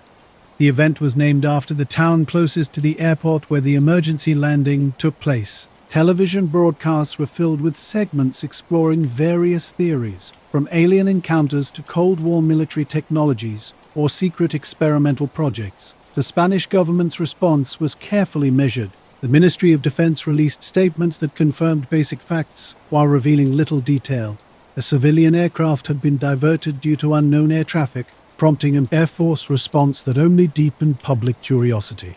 Questions multiplied rapidly. What had the JK-297 crew witnessed? Why hadn't radar detected the object? What exactly had Lieutenant Camera pursued during the chase? These uncertainties led to an unprecedented moment in Spanish political history. The first parliamentary debate about UFO phenomena in the national legislature. Representatives demanded comprehensive explanations. Military officials, seemingly unprepared, released a limited report acknowledging the emergency landing, the military scramble, and the pilot's statements, but offered no definitive conclusions. Civilian investigators, notably journalist and ufologist Juan José Benitez, began interviewing flight crew and Lieutenant Camera. The pilots remained steadfast. What they experienced was real, controlled, and beyond natural explanation. Quietly, The Ministry of Transport interviewed all 109 passengers. While some reported seeing unusual flashing lights, most were unaware of how close their flight had come to an extraordinary encounter. Radar logs remained classified, with freedom of information requests systematically denied. The Ministry of Defense maintained that although unusual lights had been observed, no credible threat existed. Skeptics proposed mundane explanations: misidentified aircraft, flares, or optical reflections. Some suggested a NATO exercise or secret aerial maneuver. However, no aircraft in the region matched the descriptions. No military drills were scheduled, and no one could explain the peculiar radar signature or energy interference reported by cameras jet. In 1994, the Spanish Air Force declassified documents related to the Manasses incident. These confirmed the flight diversion, military scramble, and radar anomalies, but provided no substantive explanation. The official stance remained cautiously unidentified aerial phenomena. The case became a landmark in European UFO research. It remained the only known instance of a commercial airline flight in Europe forced to divert due to a UFO encounter. Unlike other sightings, this event was uniquely compelling, involving a civilian jetliner, a military interceptor, radar confirmation, and a full parliamentary inquiry. The night of January 29, 1986, transformed the Soviet mining town of Dalnogorsk into a scene of inexplicable wonder. At 7:55 p.m., the cold, clear sky above the jagged hills erupted with an unexpected phenomenon. A red-orange sphere, silent and deliberate, glided across the rooftops, catching the attention of everyone from miners to school teachers. Witnesses described an object unlike anything they'd seen before. It moved with unnatural precision, no larger than a small car, emitting a glowing light that seemed to survey the ground below. No sound accompanied its journey, no engine whine, no crackling, just an eerie, controlled movement. With a final pulse of reddish light, the object descended toward height 611 and vanished behind the ridge. The aftermath was equally strange. No explosion, no tremor, no dramatic fireball marked its disappearance. Just an abrupt end that left the town with a growing sense of something extraordinary. Early the next morning, local miners and residents set out to investigate the area where the object had seemingly landed. At the approximate impact site, they discovered a small elliptical patch of scorched earth, approximately 2 meters wide. The surrounding vegetation bore unusual signs of intense, directed heat. Trees showed scorching that didn't follow a typical fire pattern. This incident remains unexplained to this day. No human-made aircraft has ever been proven to perform the maneuvers observed. No military force claimed involvement, and no satellite debris or weather anomaly was identified. Captain Leardo, who retired with honor, maintained his stance until his final interview. "I saw what I saw, and it wasn't from this earth." Even now, as night flights continue over Valencia and the Balearic coast, some pilots still glance into the dark sky, remembering the night when something fast, bright, and unknown chased down a passenger plane and left a country demanding answers. Bark cracked and turned black, but only on one side of the surface. Metallic fragments and spheres glimmered across the ground where the rock beneath the impact zone had partially melted, catching the pale winter sunlight. These fragments defied typical scientific classification. Unlike meteorite debris, they weren't magnetic and couldn't be linked to any known alloy. Local geologists found themselves utterly perplexed. Some pieces contained intricate mesh-like structures of unknown origin, while others held traces of rare earth elements that showed no signs of human manufacture. The regional science center quickly mobilized. Over the next few days, samples were dispatched to laboratories in Vladivostok and Moscow. A joint team of scientists and military officials descended on the site, which was swiftly cordoned off and placed under constant guard. What had been an ordinary slope transformed into a restricted zone watched day and night. Years later, scientific reports revealed the metal fragments' truly enigmatic nature. Some alloys appeared fused at temperatures far beyond typical aerospace or industrial processes. Metallurgists were particularly struck by the microsphere's perfect structural uniformity, something they believed should not occur naturally and exceeded Soviet metallurgical capabilities. Most intriguing was the complete absence of radiation. While UFO crash stories typically involve significant radiation spikes, this site showed none. Instead, instruments detected unpredictable electromagnetic readings that fluctuated mysteriously. In local cafes and apartment blocks, theories proliferated. Some believed a foreign satellite had malfunctioned, others were convinced of extraterrestrial involvement. But everyone agreed on one thing: this was no hallucination. Multiple witnesses had watched an orb glide across the night sky. Arena S., a local woman, vividly recalled seeing the sphere hover momentarily before dropping behind the ridge. "It moved like no plane or helicopter I've ever seen," she said. "It was alive, not something falling, but something looking, moving, thinking." Soon after the incident, rumors spread of military trucks transporting several crates of material out of Dagger under heavy escort. No official announcement was made, deepening the mysteries surrounding the event. On January 29, 1986, something extraordinary happened over Dalagorsk that defied conventional explanation. No satellite re-entry, meteor, or aircraft crash could account for the event. No foreign agency claimed responsibility for a failed launch or vehicle loss.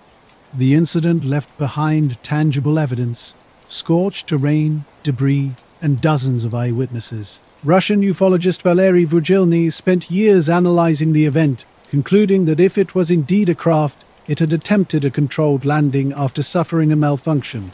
The absence of a crater, explosive residue, or typical dispersal pattern suggested the object either disintegrated non-explosively or was quickly retrieved. Jill's research team examined samples under electron microscopes, uncovering super-dense materials constructed in ways unknown to modern engineering. They interviewed over a dozen witnesses who consistently described a slow descent and sudden disappearance. This consistency lent credibility to the case, even among skeptical researchers.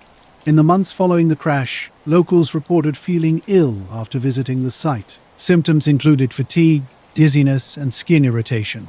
Some researchers speculated that electromagnetic anomalies might have interfered with biological systems, or that the materials possessed unknown properties. Soviet authorities never released an official statement. The files remained classified well into the 2000s, and although some documentation leaked after the USSR's fall, much remains hidden. This lack of transparency only intensified speculation about what truly occurred. Researchers have proposed various theories. Some believe the object was an unmanned probe that self-destructed or was recovered by unknown forces. Others suggest it was a scout craft monitoring Earth's terrain or communications before experiencing a critical failure. Without a complete wreckage, a body, or a definitive confession, the truth remains elusive.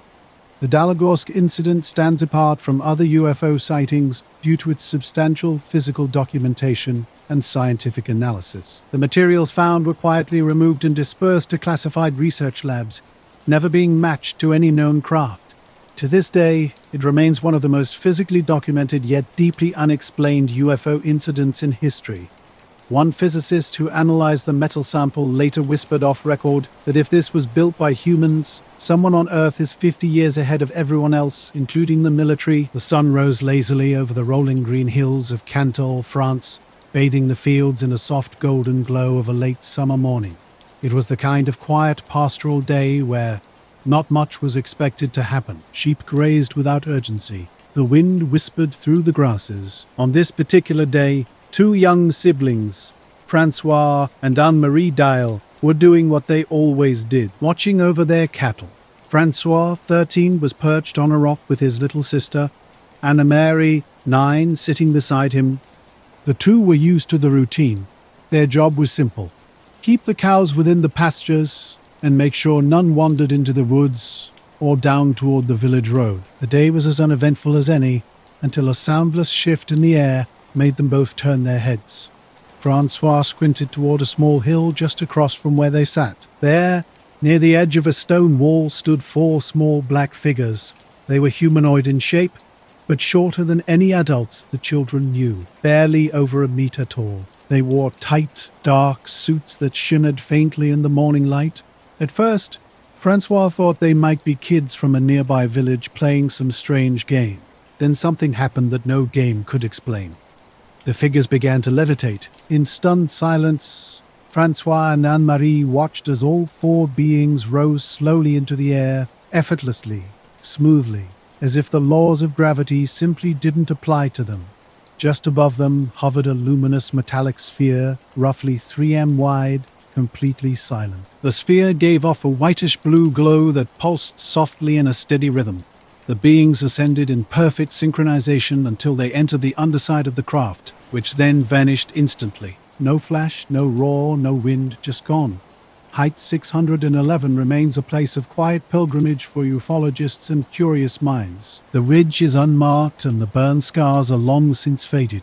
But beneath the soil, they say, fragments still remain. Metal from a machine no one can identify. Was it a test gone wrong? A probe observing Earth's behavior? Or a sign that we are not alone and never have been? Whatever fell on that cold January night left more than scorched earth. It left questions, ones that still echo in the silent hills of Dol. Nagorsk's, the Cusack close encounter. August 29th, 1967. The events unfolded quickly that day when Francois and Anne-Marie encountered something inexplicable near their family's cattle pasture. Screaming in terror, they ran to the exact location where strange figures had been standing moments before. The grass showed a distinct, scorched patch, with no visible footprints around. The nearby cattle reacted dramatically, clustering together and bellowing with clear agitation. Their behavior suggested something genuinely unusual had occurred. Without delay, the children raced home and breathlessly told their father about their experience. Knowing his children were not prone to fabrication, he took their account seriously. Within an hour, local authorities were notified. Officer Jean Boter from the Sunflower Station arrived first, carefully documenting the scene. He noted the scorched ground, the disturbed livestock, and the children's consistent narrative. The French gendarmerie quickly escalated the case, involving medical services and scientific advisors. Separate psychological evaluations were conducted on Francois and Anne-Marie. Doctors confirmed both children were mentally healthy and showed no signs of delusion. Their statements remained remarkably consistent even weeks after the initial incident. The French government, already tracking increased reports of aerial phenomena across Europe during the 1960s, dispatched a specialized investigative team from the GP, a CNES research group focused on unexplained events. They collected soil samples, conducted magnetic field tests, and measured radiation levels. The scorched area revealed signs of extreme heat exposure without evidence of standard combustion. Electromagnetic readings proved abnormal and inconclusive. Officer Boller submitted a personal statement supporting the children's credibility. "There is no question something extraordinary occurred," he wrote. "These children are truthful about what they saw." Local media coverage varied widely. Some newspapers dismissed the account as childish imagination, while others approached the story with cautious interest, particularly given the official investigation's involvement. Radio discussions debated the potential significance of the sighting, keeping public curiosity alive. The story remained consistent, with no signs of fantasy or fabrication. Shortly after the initial incident, events began to unfold that added layers of complexity to the already mysterious encounter. A farmer several kilometers away reported seeing a bright ball of light descending behind a forested area near his fields. His sheep had scattered, and his dog refused to approach the spot for hours. Investigators added this observation to their case file, noting its proximity and timing to the original sighting. A week later, something equally strange occurred. School children in a nearby town claimed to see small black figures floating in the air. Their teacher initially dismissed it as imagination. However, when police questioned the children, their drawings matched Francois and Anne-Marie's descriptions with remarkable precision. Notably, no adults had witnessed this event. The GN team compiled an extensive dossier filled with photos, interviews, and environmental data. An internal memo, later leaked to a French UFO research group in the 1980s, stated, "This case remains one of the most coherent and unexplained in the national files. Witnesses are credible. No evidence of deception or mental instability." Despite these findings, the official government stance remained neutral. No public conclusions were released, and the case gradually faded from national attention. Francois became a mechanic, and Marie a teacher. Occasionally, journalists and UFO researchers would track them down for interviews, but their story never changed. "We didn't want this attention," Francois said in a 1990s interview, "but it happened, and we can't pretend it didn't. I saw them. They were real." Skeptics proposed alternative explanations. Could it have been pranksters in costumes with a weather balloon? Perhaps the children experienced a shared hallucination? Yet these theories failed to account for critical details: the scorched ground, behavioral changes in the cattle, and the matching accounts from unrelated school children. One particularly intriguing aspect was the nature of the beings' levitation. They didn't float awkwardly or with visible propulsion. Instead, their movement was smooth, controlled, and synchronized as if they were weightless. This detail, consistently repeated by multiple witnesses, further deepened the mystery surrounding the encounter. Now, witnesses in the era of European encounters became a minor pattern in Cold War UFO literature. The encounter's simplicity stood out. No abduction, no communication, no flashing lights across the sky. Rural France in the 1960s. Just an ordinary day with two children doing chores, and an extraordinary moment that changed how they saw the world. Since then, the Kursk close encounter has become a cornerstone case in French UFO history. Researchers frequently cite it in comparative studies of youth sightings, and it appears in official Japan literature as one of the most credible child witness accounts. Some researchers believe children might be more open to perceiving anomalous phenomena, not yet conditioned to filter out the strange.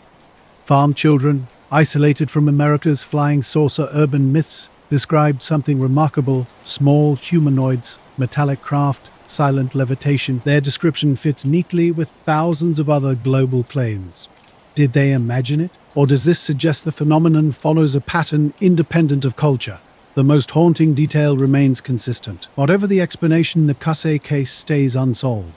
Morristown, New Jersey, USA. January 2009. A soft red flicker appeared over suburban streets. An otherwise ordinary town blanketed in winter silence. On the evening of January 5th, commuters were returning home, streets still adorned with fading holiday lights. Just after 8 p.m., reports began flooding in. Glowing red orbs floated silently in the sky, unmoving at first, then slowly drifting in what seemed an intelligent formation. Observers described varied perspectives: lights moving against the wind, forming a distinct V-shape hovering. One woman insisted the lights were too perfect to be balloons. Within hours, inquiries overwhelmed the Morristown Police Department, local news outlets, and the Federal Aviation Administration. Cell phone videos emerged. A local pilot reportedly witnessed the lights, unable to explain them. A wave of mystery spread across the northeastern corridor. The first night was just the beginning. On January 26th, February 7th, and February 17th, the lights returned, each time over different neighborhoods, drawing crowds of puzzled and awestruck observers. Not in February, residents reported strange lights in the sky, creating a stir in their town, hovering high above. These luminous spheres moved in ways unlike anything people had seen before. Witnesses described them forming geometric patterns, then fading or vanishing completely. One mother who saw the February 7th event remarked, "They weren't like planes, they just floated together, almost as if they were watching us." Local television coverage quickly spread the story, bringing national attention to the mysterious phenomenon. Amateur UFO groups began investigating, while skeptics suggested more mundane explanations like aircraft or weather balloons. The appearances continued, deepening the mystery. Then came a surprising twist. In early March 2009, two men, named Joe Rudy and Chris Russo, stepped forward. Both self-proclaimed skeptics and science educators, they claimed responsibility for the entire series of sightings. Their goal, they explained, was to expose public gullibility and media incompetence. They detailed their elaborate hoax, attaching flares to helium balloons and launching them from predetermined locations at specific times. Slow-burning flares were carefully timed to cluster in the sky. The pair even shared video footage of their backyard launches and flare ignitions. Their revelation divided public opinion. The confession seemed to explain the light's characteristics, their timing, shape, and visual consistency aligned with their account. Local police conducted a brief inquiry and accepted their story, ultimately charging Rudy and Russo with disorderly conduct for launching hazardous materials into controlled airspace. However, new questions quickly emerged. FAA radar logs from nearby Newark International Airport recorded anomalous activity on January 5th and February 7th, During peak sighting moments, air traffic controllers confirmed no approved balloon launches or aircraft were in those locations at those times. Moreover, several local witnesses challenged the flare explanation. They insisted the lights behaved differently from typical flares, which usually descend quickly and flicker. The Morristown light sightings baffled witnesses with their strange behavior. Pilots, residents, and independent researchers documented aerial phenomena that defied conventional explanations. An off-duty commercial pilot driving with his family described the February 7th lights as distinctly different from typical flares. "I've dropped flares many times," he stated. "These weren't standard. They moved with intelligence, keeping pace, breaking off, circling back. Helium balloons simply can't do that." Independent researchers conducted a thorough photographic and video analysis in late 2009 by comparing public videos with controlled balloon flare tests. They discovered intriguing discrepancies. Some characteristics matched, but the light's duration, positional stability, and synchronized movements suggested a more complex phenomenon. Rudy and Russo, initially suspected of creating a hoax, admitted responsibility for only 3 nights of sightings. However, eyewitness accounts and radar data confirmed additional unexplained events outside their acknowledged activities. When confronted about these inconsistencies, they dismissed them as coincidences or overactive imaginations. Skeptical investigators raised critical questions. Why did multiple FAA logs record anomalies? How could numerous residents across different towns witness objects behaving contrary to known physical principles? The peculiarities sparked deeper speculation about potential cover-ups. Some researchers began to wonder if the apparent hoax might have been a calculated distraction. Throughout UFO history, disinformation tactics have been used to obscure sensitive activities or manipulate public perception. A retired military analyst, speaking anonymously, described a classic misdirection technique: introduce a real incident, then flood it with noise and BM. Stage a similar-looking hoax and discredit everything. The Morristown case became a textbook example of what former intelligence officers call dual-layer events, where genuine unknown aerial activity gets concealed beneath an artificial narrative designed to discourage serious investigation. Ultimately, the true nature of these lights remains unresolved, leaving more questions than answers. All sightings might have been hoaxes, but the question remains, what did people really see? The answer continues to elude definitive explanation. A documentary in 2012 titled The Morristown Lights delved deep into the case. The filmmakers interviewed residents, aviation experts, and meteorologists, and even spoke with Rudy and Russo. Their work revealed a complex narrative where the boundary between hoax and reality became increasingly blurry. While acknowledging the prank, the documentary left room for alternative interpretations. After the film's release, Rudy and Russo largely retreated from public view. Years later, one of them briefly posted online, reflecting on their actions, "We wanted to make a point, but things spiraled out of control. Perhaps we shouldn't have done it." Despite the confession, some local residents remained steadfast in their beliefs. A retired school teacher, now in her 80s, still vividly remembers the January 5th event. "They came," she insists. "I don't care what those boys say. I saw something in the sky that wasn't from here."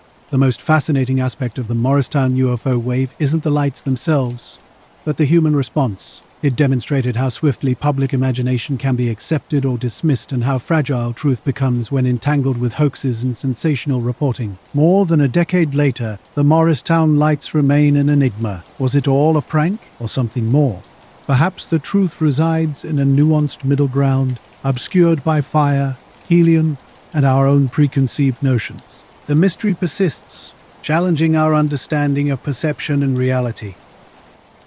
The lighthouse stood silent against concrete walls. Lopez and Torres exchanged glances, both aware of something unusual. The sound wasn't mechanical or marine, not like a passing ship or generator. It was something different, something rising. Outside, the crisp air held an eerie stillness. The ocean's rhythmic waves had ceased almost unnaturally. Seabirds that typically circled the tower were nowhere to be seen.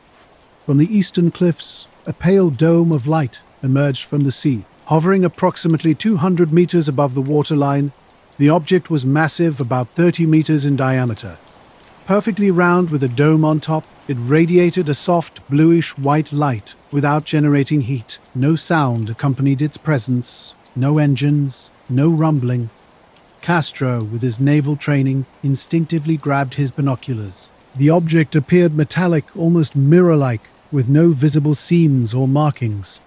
A white light tube descended slowly, scanning the ocean's surface in circular sweeps. At 0030, Torres contacted the Uruguayan Navy command at Punta del Este. His voice remained controlled, but noticeably shaken as he described the unconventional, stationary aerial phenomenon. Command instructed the men to remain observant and document every detail meticulously. Lopez described something extraordinary beneath the surface, not boiling from heat, but disturbed, as if something moved rapidly just under the water. The object hovered for 10 minutes before suddenly ascending vertically, shooting straight into the sky and vanishing within seconds. No sonic boom followed, just profound silence. Within hours, all three men had recorded their statements. By 4 a.m., a small patrol boat headed to Isla Delfos. Naval Investigator Commander Luis Galeano arrived later that morning to collect physical evidence. He inspected the surrounding cliffs and took radiation readings slightly above baseline, but not dangerous. No evidence of fire, debris, or mechanical activity was discovered. However, the lighthouse log co-signed by all three witnesses contained precise timestamps and descriptions. Each account matched perfectly in every detail. An extraordinary event unfolded off the coast of Uruguay that would capture the attention of journalists, military personnel, and researchers alike. The Uruguayan Navy made an unprecedented move by publicly acknowledging an unusual aerial observation near Isla Diobos, with personnel from the site describing precise details about the object's behavior, characteristics, and speed. Newspapers in Montevideo and Buenos Aires quickly ran front-page stories, while radio hosts interviewed retired Navy officials who hinted at similar past incidents typically kept under wraps. This was a rare instance of a Latin American military organization openly admitting to an active UFO investigation. A week later, another remarkable development occurred. The naval vessel Rio Negro, while patrolling the same waters, detected unusual sonar activity. Lieutenant Manuel Oribe described tracking a large, fast-moving underwater object resembling a torpedo but unusually wide. After nearly 5 minutes of monitoring, the object inexplicably vanished without a trace or exit path. Months following the initial incident, independent researchers from Brazil and Argentina conducted their own investigation. Using thermal imaging and electromagnetic sensors, they discovered intriguing anomalies near the eastern cliff. The ground showed unusual compression and magnetization patterns, yet no man-made structures were found. A leaked testimony from a former Navy officer added another layer of mystery. He revealed that a radio technician stationed offshore had detected high-frequency bursts during the event, seemingly like coded pulses, though no official logs corroborated this claim. In subsequent years, the Uruguayan Air Force received multiple similar reports from fishing vessels near Ela Duos. These accounts included descriptions of glowing spheres emerging from or entering the sea and unexplained radar signals with no corresponding visible aircraft. Despite significant public interest, no formal government investigation followed the initial inquiry. No explanations were provided, no weather balloons or experimental aircraft were suggested. The file was ultimately closed without resolution, leaving the events shrouded in enigma and speculation. Notably, none of the military personnel involved wavered during questioning, with Castro being particularly praised for his precise and detailed account. The openness of the Navy's initial statement had already sent ripples of intrigue across South America, setting the stage for years of continued speculation about what truly occurred that night. In the vast, quiet landscape of New York Valley, a sleepy agricultural town nestled in upstate New York, an extraordinary event unfolded on a crisp spring morning. Gary Wilcox, a 27-year-old dairy farmer known for his steady nature, was out working his land as dawn broke over the Catskill Mountains. Morning mist blanketed the soil, and the first whispers of insect life began to emerge. Wilcox was tending to his fields, checking on manure piles he used for fertilization, following his usual routine. As he guided his small tractor across a secluded section of his farm, something caught his eye that would dramatically alter the course of his life. There, resting silently in the clearing, was an object unlike anything he had ever encountered. Shaped like a large white egg, approximately 4 feet tall, and uniformly smooth. It sat motionless in the grass, about 75 feet from where his tractor halted. It was neither farm machinery, a weather balloon, nor any kind of debris. This encounter would become one of the most mysterious and underexplored cases in American UFO history. While some might dismiss such a sighting as a misidentified aircraft or natural phenomenon, experts have argued that the object's characteristics defy conventional explanation. Similar to the Ella de Lobo sighting in South America, a case that remains one of the most credible and officially acknowledged UFO encounters, this incident stands out for its unexplained nature. Unlike sensationalized events like Roswell, this encounter simply exists in the record, unchallenged, uncorrected, and unexplained. Just as lighthouse keepers at Isla de Lobos still gaze out to sea, wondering about that mysterious beam of light, Wilcox's experience continues to prompt questions. In archives and locked cabinets, such accounts sit quietly, a record of moments when something not of this world came close and left nothing but unanswered questions in its wake. On an oblong white pod rested slightly off the ground, with no seams, windows, or wings. Wilcox had been working on his tractor when he noticed the strange object. Walking closer, he felt no fear, just an intense curiosity. The early morning sun provided weak light, but the object remained eerily silent and cold to the touch. Suddenly, two beings appeared, either from behind or within the craft. Their appearance was extraordinary, about 4 feet tall, wearing seamless metallic suits that shimmered subtly. Large heads and faces hidden behind reflective visors made them look distinctly non-human, yet they moved with remarkable grace and confidence. What followed was an unexpected conversation. The beings spoke perfect English, but their communication felt strangely detached, as if words were being instantly translated. They identified themselves as scientists from another planet, specifically interested in Earth's agricultural systems. Wilcox's remote farm and occupation made him an ideal subject for their research. For 2 hours, they engaged in a detailed discussion about farming techniques, fertilizers, and human nutrition. In exchange, the visitors shared their own mission, gathering data on Earth's ecosystems and conducting tests on organic materials. Wilcox later described the encounter as matter-of-fact, devoid of drama or overwhelming emotion. The beings requested anonymity, asking not to be photographed or reported.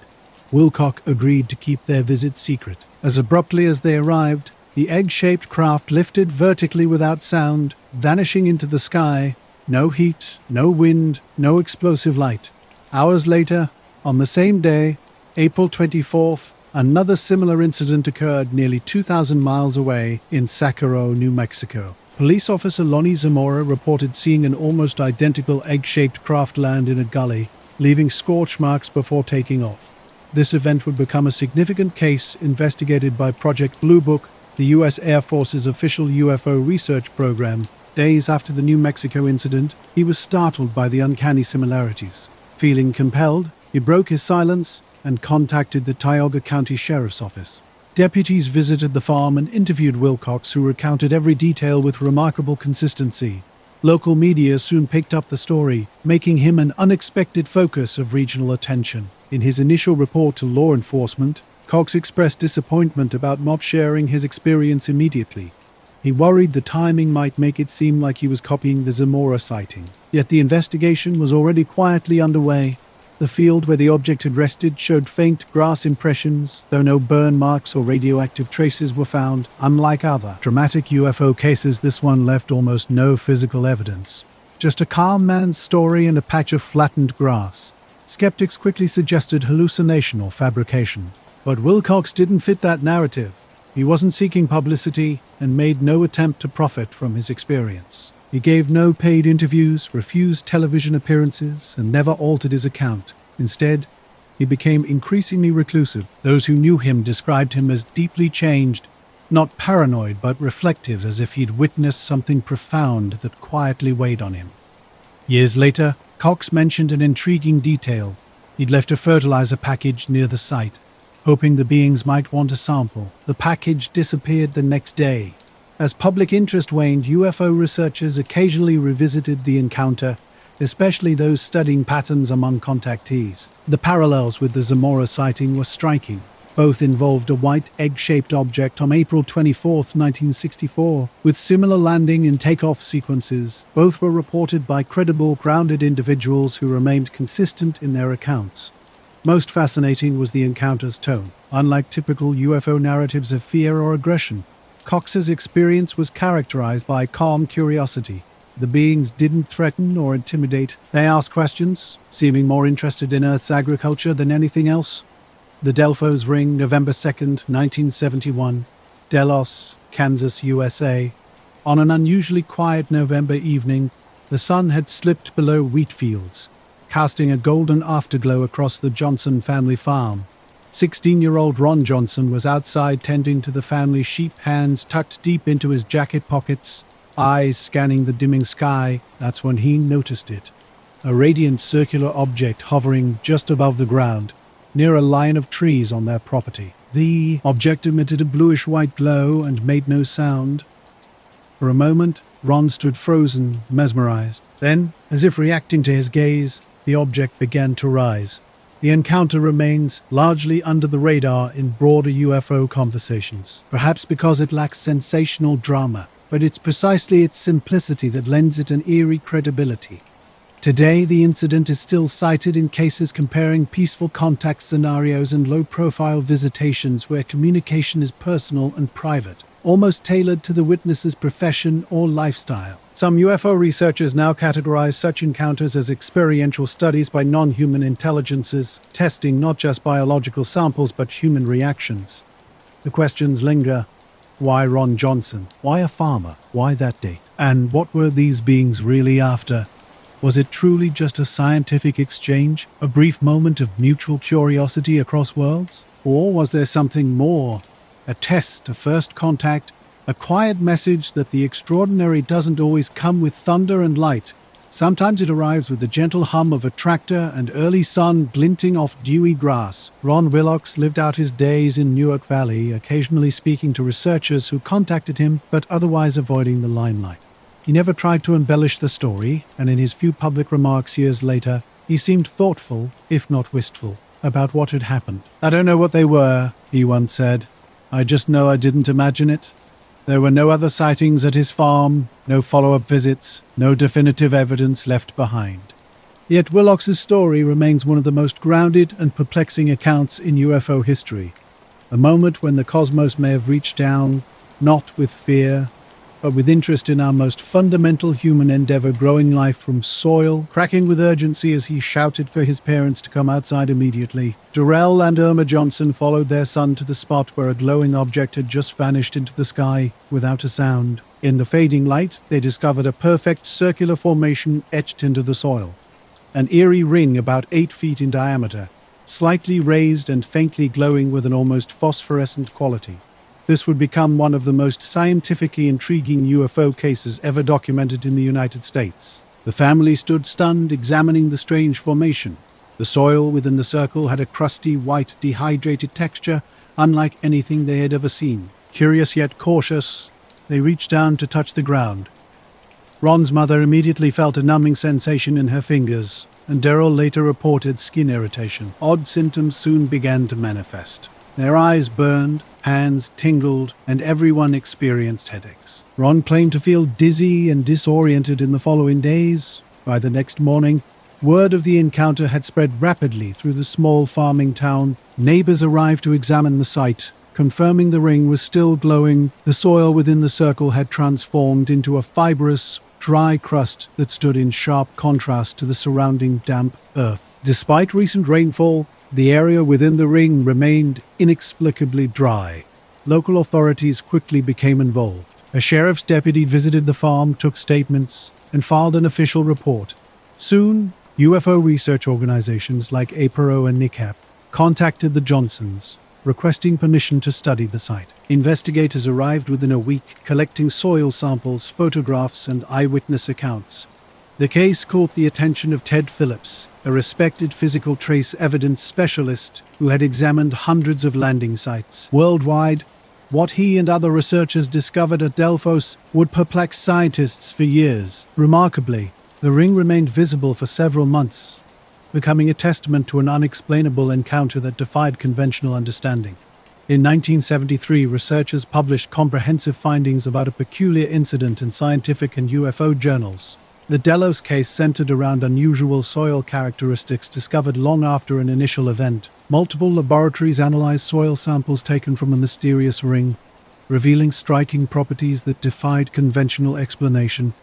Analysis uncovered high levels of hydrophobic compounds, which caused an extraordinary phenomenon. Despite heavy rainfall, the soil within the ring remained completely dry. Some researchers hypothesized this might result from extreme heat exposure or concentrated organic material, but no known agricultural or meteorological process could explain the ring's unique properties. Even more intriguing were the physical effects on humans. Researchers who touched the soil reported consistent symptoms of numbness and tingling in their hands. While no long-term consequences were documented, the uniformity of short-term reactions among independent witnesses was remarkably compelling. A photographic documentation provided powerful supporting evidence. The Johnson family and researchers captured dozens of images over several months, revealing the ring's changing appearance.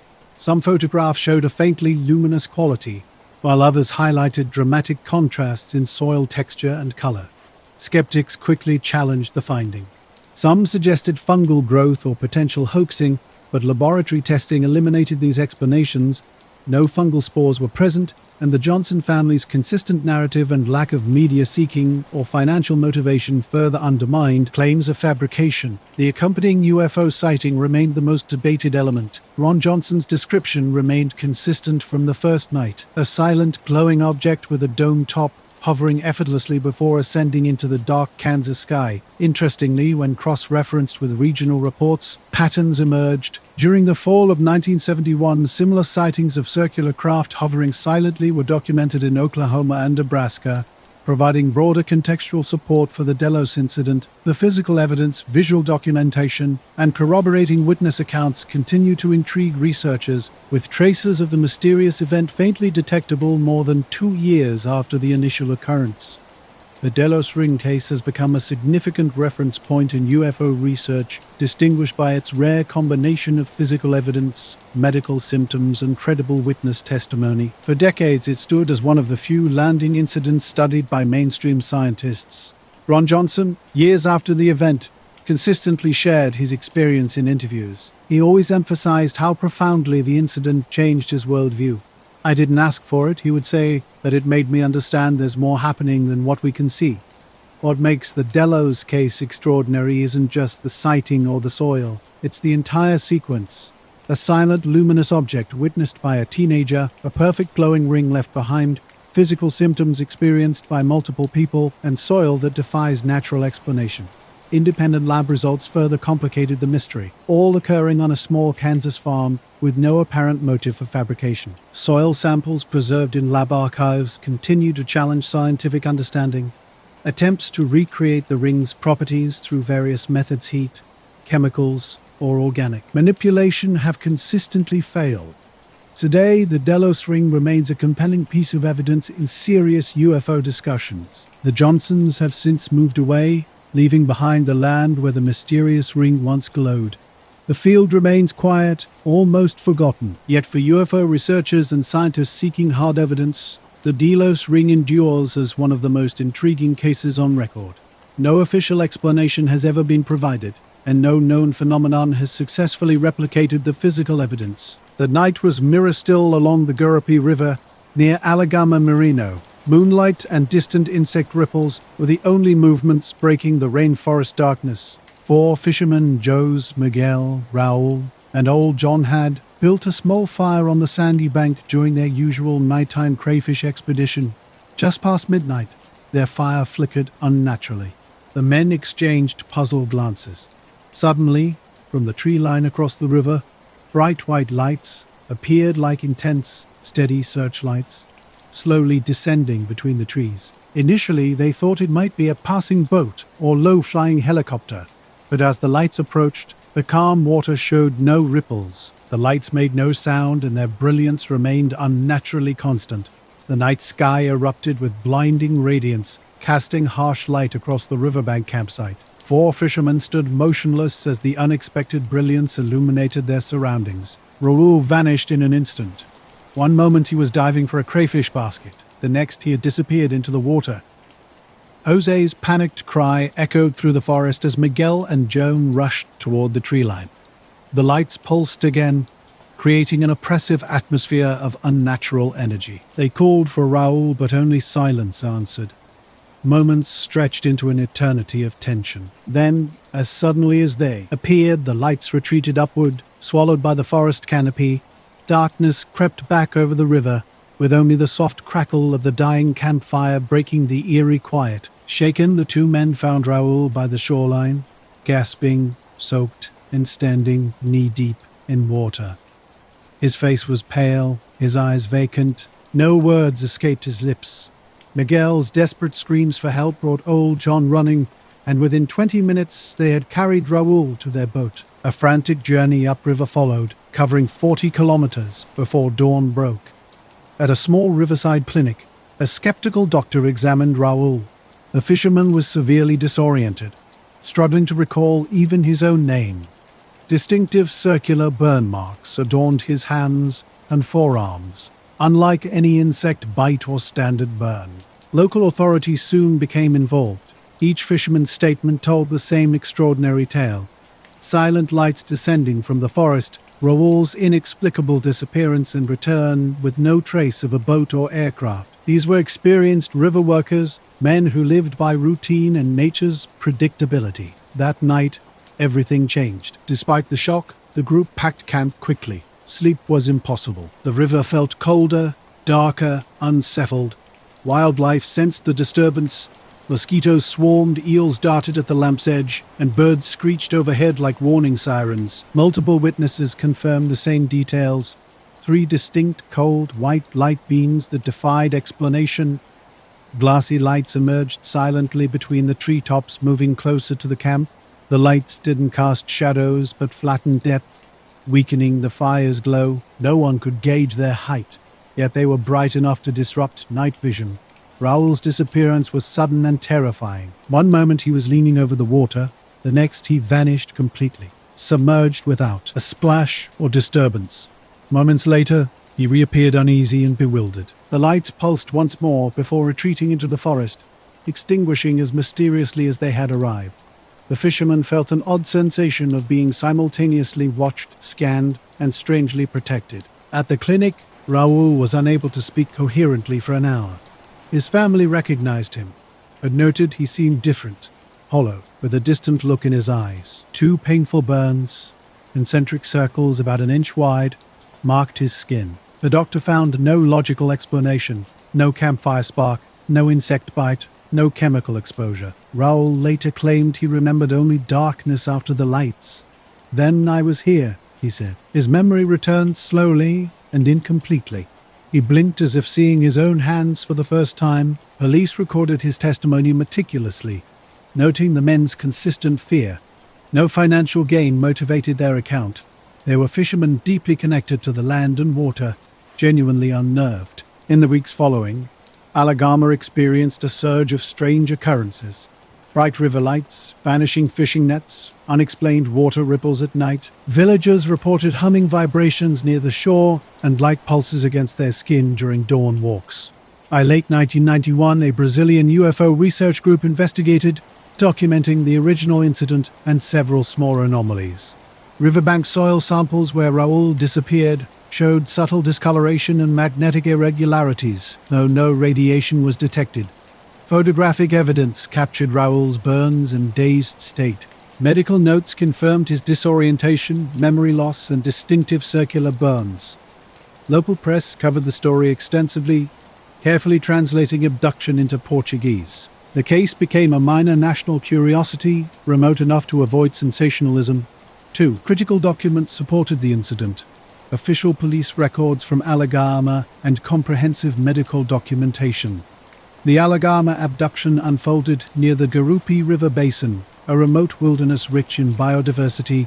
Raúl, the central figure, experienced a mysterious event that would later intrigue UFO researchers in Brazil. Archive files contain photographic evidence of burns on his arms and forearms, which remained visible 2 weeks after the incident.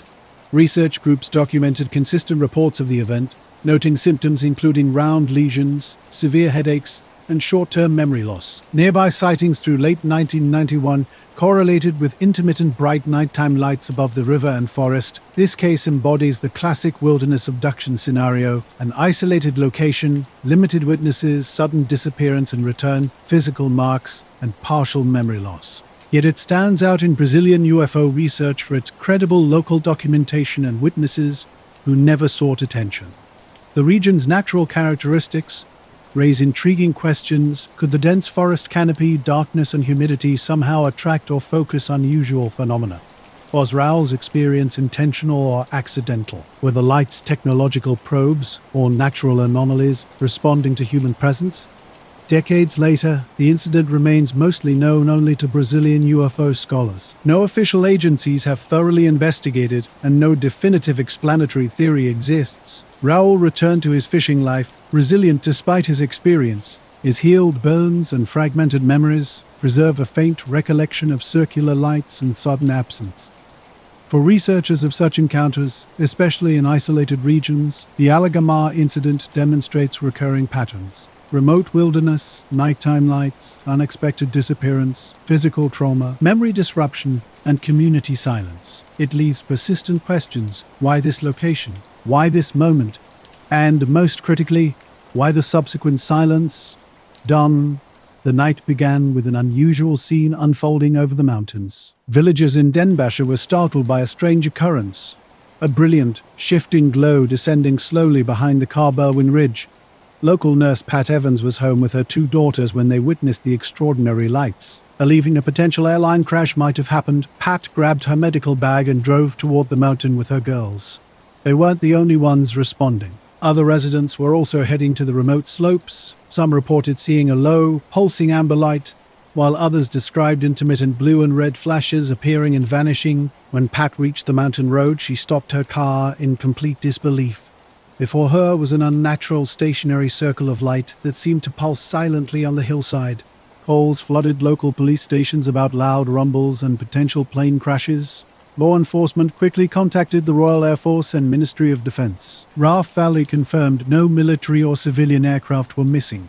The British Geological Survey later noted a minor 3.5 magnitude earthquake in the Berwyn Mountains. Yet something felt off. Witnesses emphasized that while the ground had shaken, this seemed secondary to the aerial event. The lights appeared before and after the rumble, lasting far longer than a typical earthquake or meteor strike would suggest. The official response was remarkably swift. Within hours, military vehicles had cordoned off access roads. Helicopters flew over the mountain range the next morning. By sunrise, the government presented its explanation: a small earthquake combined with a bolide meteor, suggesting the bolide had streaked across the sky and disintegrated behind the mountains.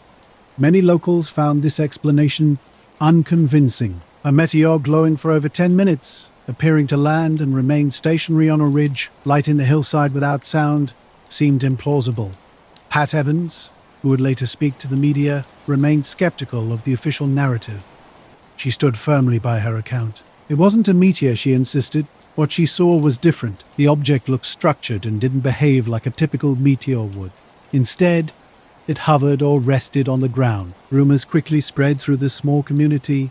Strange conversations started in local pubs about covered trucks and secrecy. Journalists flooded the area, drawn by the mysterious event. Some residents reported visits from unknown men in suits, asking probing questions. Others felt pressure to stay silent about what they'd witnessed. Garand Edwards, a farmer living on the northern edge of the Berwyns, initially claimed to have seen a metallic object airlifted by helicopter in the early hours of January 24. He later withdrew his statement, fearing ridicule, but his story resonated with whispers among villagers. Official records seemed suspicious. A 1979 Ministry of Defense inquiry claimed no official investigation occurred, and that military presence was routine following a potential crash report. However, skeptics pointed out glaring inconsistencies between public statements and internal memos later revealed through Freedom of Information requests. In the late 1990s, Tony Dodd, a former police officer turned UFO investigator, reignited interest in the case. He interviewed numerous locals and claimed to have received anonymous military testimonies suggesting something far more extraordinary than a meteor had fallen that night. Some accounts spoke of a recovered craft of unknown origin, with UK and possibly US personnel swarming the area within hours. More sensational claims even mentioned the recovery of non-human bodies, reminiscent of the Roswell incident. Hard evidence wasn't entirely absent. The British Geological Survey's seismic reading was real. Police logs and emergency call records confirmed dozens of residents reporting strange lights, some flashing, some steady, coinciding with the quake. Meteor experts questioned the bolide explanation, noting no such object was definitively logged by observatories that night. Despite the lack of conclusive proof, the sheer volume of civilian reports continued to fuel speculation and intrigue. The Berwyn Mountains became a focal point for UFO researchers following an enigmatic event. Reports of a silent craft's descent spread across multiple towns, Landrillo, Langanog, Corwin, and as far as Wrexham. Witnesses described bizarre occurrences, television sets flickering, dogs barking uncontrollably, and farmers noting unusual livestock behavior for days. Theories about the incident ran wild. Some believed it was a downed alien craft, while others suggested secret military experiments. The region suddenly attracted visitors, some searching for evidence, others driven by pure curiosity. Local authorities remained steadfast, claiming nothing extraordinary had happened. Pat Evans continued sharing her experience in the years following the January 23, 1974 event. She spoke of being approached by officials who subtly discouraged her from discussing what she had witnessed. Similar stories emerged from other residents. Independent researchers persistently investigated, filing information requests and revisiting old interviews. In 2002, journalist Nick Redfern published a comprehensive review highlighting the unexplained military presence and conflicting official statements. While he couldn't definitively prove an extraterrestrial incident, he also challenged the official narrative. The Berwyn Mountain crash remains one of Britain's most intriguing UFO events. It shared common characteristics with other encounters: a sudden seismic disturbance, mysterious lights, rapid military response, and swift attempts to suppress information. Yet its unique elements, the volume of civilian witnesses, the rural setting, and specific geological data, set it apart. The British government declassified some files in the 2000s, but many believe the most sensitive documents remain hidden. Like Roswell, Rendlesham, and Kecksburg, the gaps in the story are as compelling as the known facts. 50 years later, the villagers of Landrio still remember the night the Earth shook.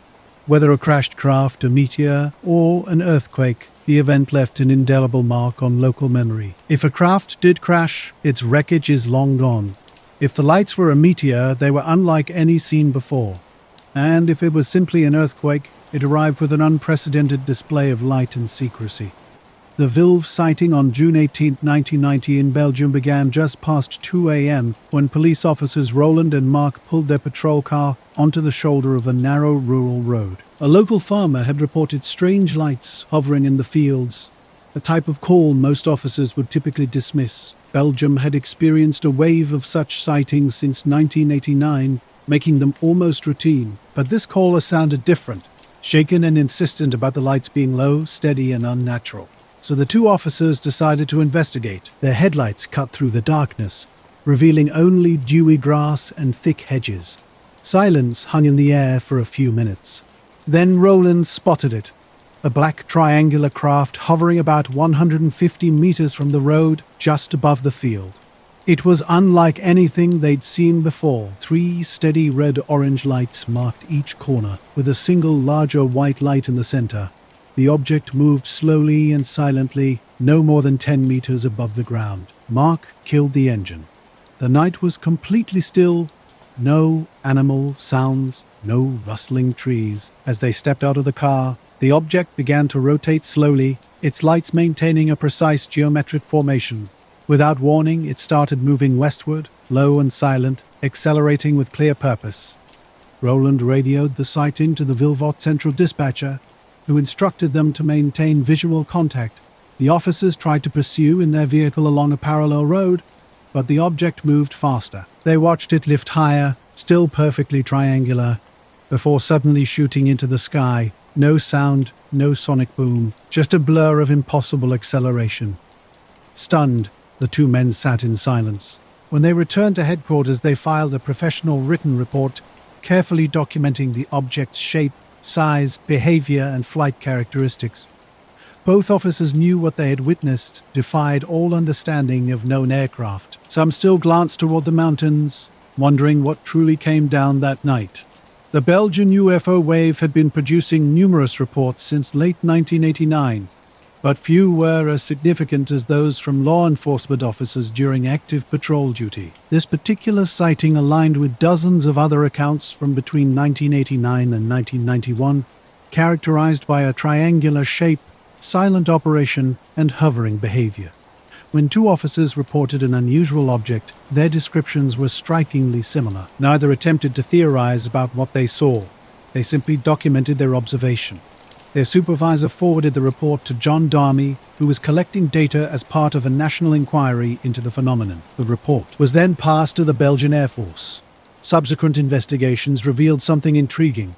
Local radar logs showed an anomalous object matching the officer's reported time and location. It traveled at low altitude before vanishing from radar within seconds. No flight plans had been filed, and no known aircraft were operating in that corridor. The incident carried significant weight because trained law enforcement professionals had documented it. These officers were considered level-headed and trustworthy, with no history of hoaxing or attention-seeking behavior. Earlier cases had similar dramatic elements. In one notable incident from March that year, Belgian F-16s were scrambled to intercept unidentified radar targets. The jets were consistently outmaneuvered, losing lock as objects climbed or dropped at impossible speeds. The military had even captured parts of the chase on infrared imaging and held a detailed public press conference. Yet no definitive identification was made. Investigators from SOBEPS, the Belgian Society for the Study of Space Phenomena, independently interviewed both officers. Their testimonies remained consistent with no hypnosis or suggestive techniques used. Civilians had also captured photos and videos during the UFO wave in different parts of Belgium, adding further complexity to the ongoing mystery.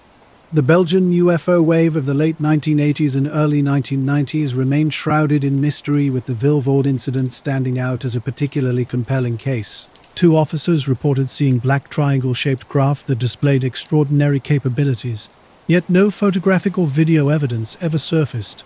Only written reports and personal testimonies documented their encounter. Belgian authorities handled the wave with remarkable transparency. Military and civilian officials held joint press conferences, shared radar data, and cooperated openly with investigators. Despite this openness, the objects remained unexplained. The most striking aspect of these sightings was the craft's unusual behavior. They moved with an impossible combination of characteristics: slow, deliberate movement, followed by sudden vertical acceleration. No sonic footprint accompanied these maneuvers, no noise, no downdraft, just seemingly impossible motion. Skeptics suggested the sightings might be misidentified aircraft, possibly stealth planes being tested by NATO or US military. However, Belgian Air Force officials firmly denied any such operations. They stated no foreign aircraft had been granted permission to fly in Belgian airspace without notification, especially not black triangle-shaped craft hovering over towns. A declassified internal military summary concluded the objects could not be explained by known conventional technology. Yet they also admitted finding no evidence of threat or hostility. The two Vilvoorde officers maintained strict privacy, never giving public interviews or attempting to capitalize on their experience. They simply returned to their normal patrols and eventually retired with honors. Years later, when researchers privately contacted them, the officers remained consistent in their account. The government inquiry quietly concluded by the mid-1990s without definitive answers. The wave of sightings gradually tapered off, but questions remained. The enduring mystery raises profound questions. Why did these craft appear so frequently over Belgian skies? Why during such a narrow time window? Were they experimental aircraft from a foreign power? Or something operating under technologies beyond human comprehension? For now, the files remain open, with the Vilvoorde sighting considered one of the most well-documented and compelling events of the Belgian UFO wave.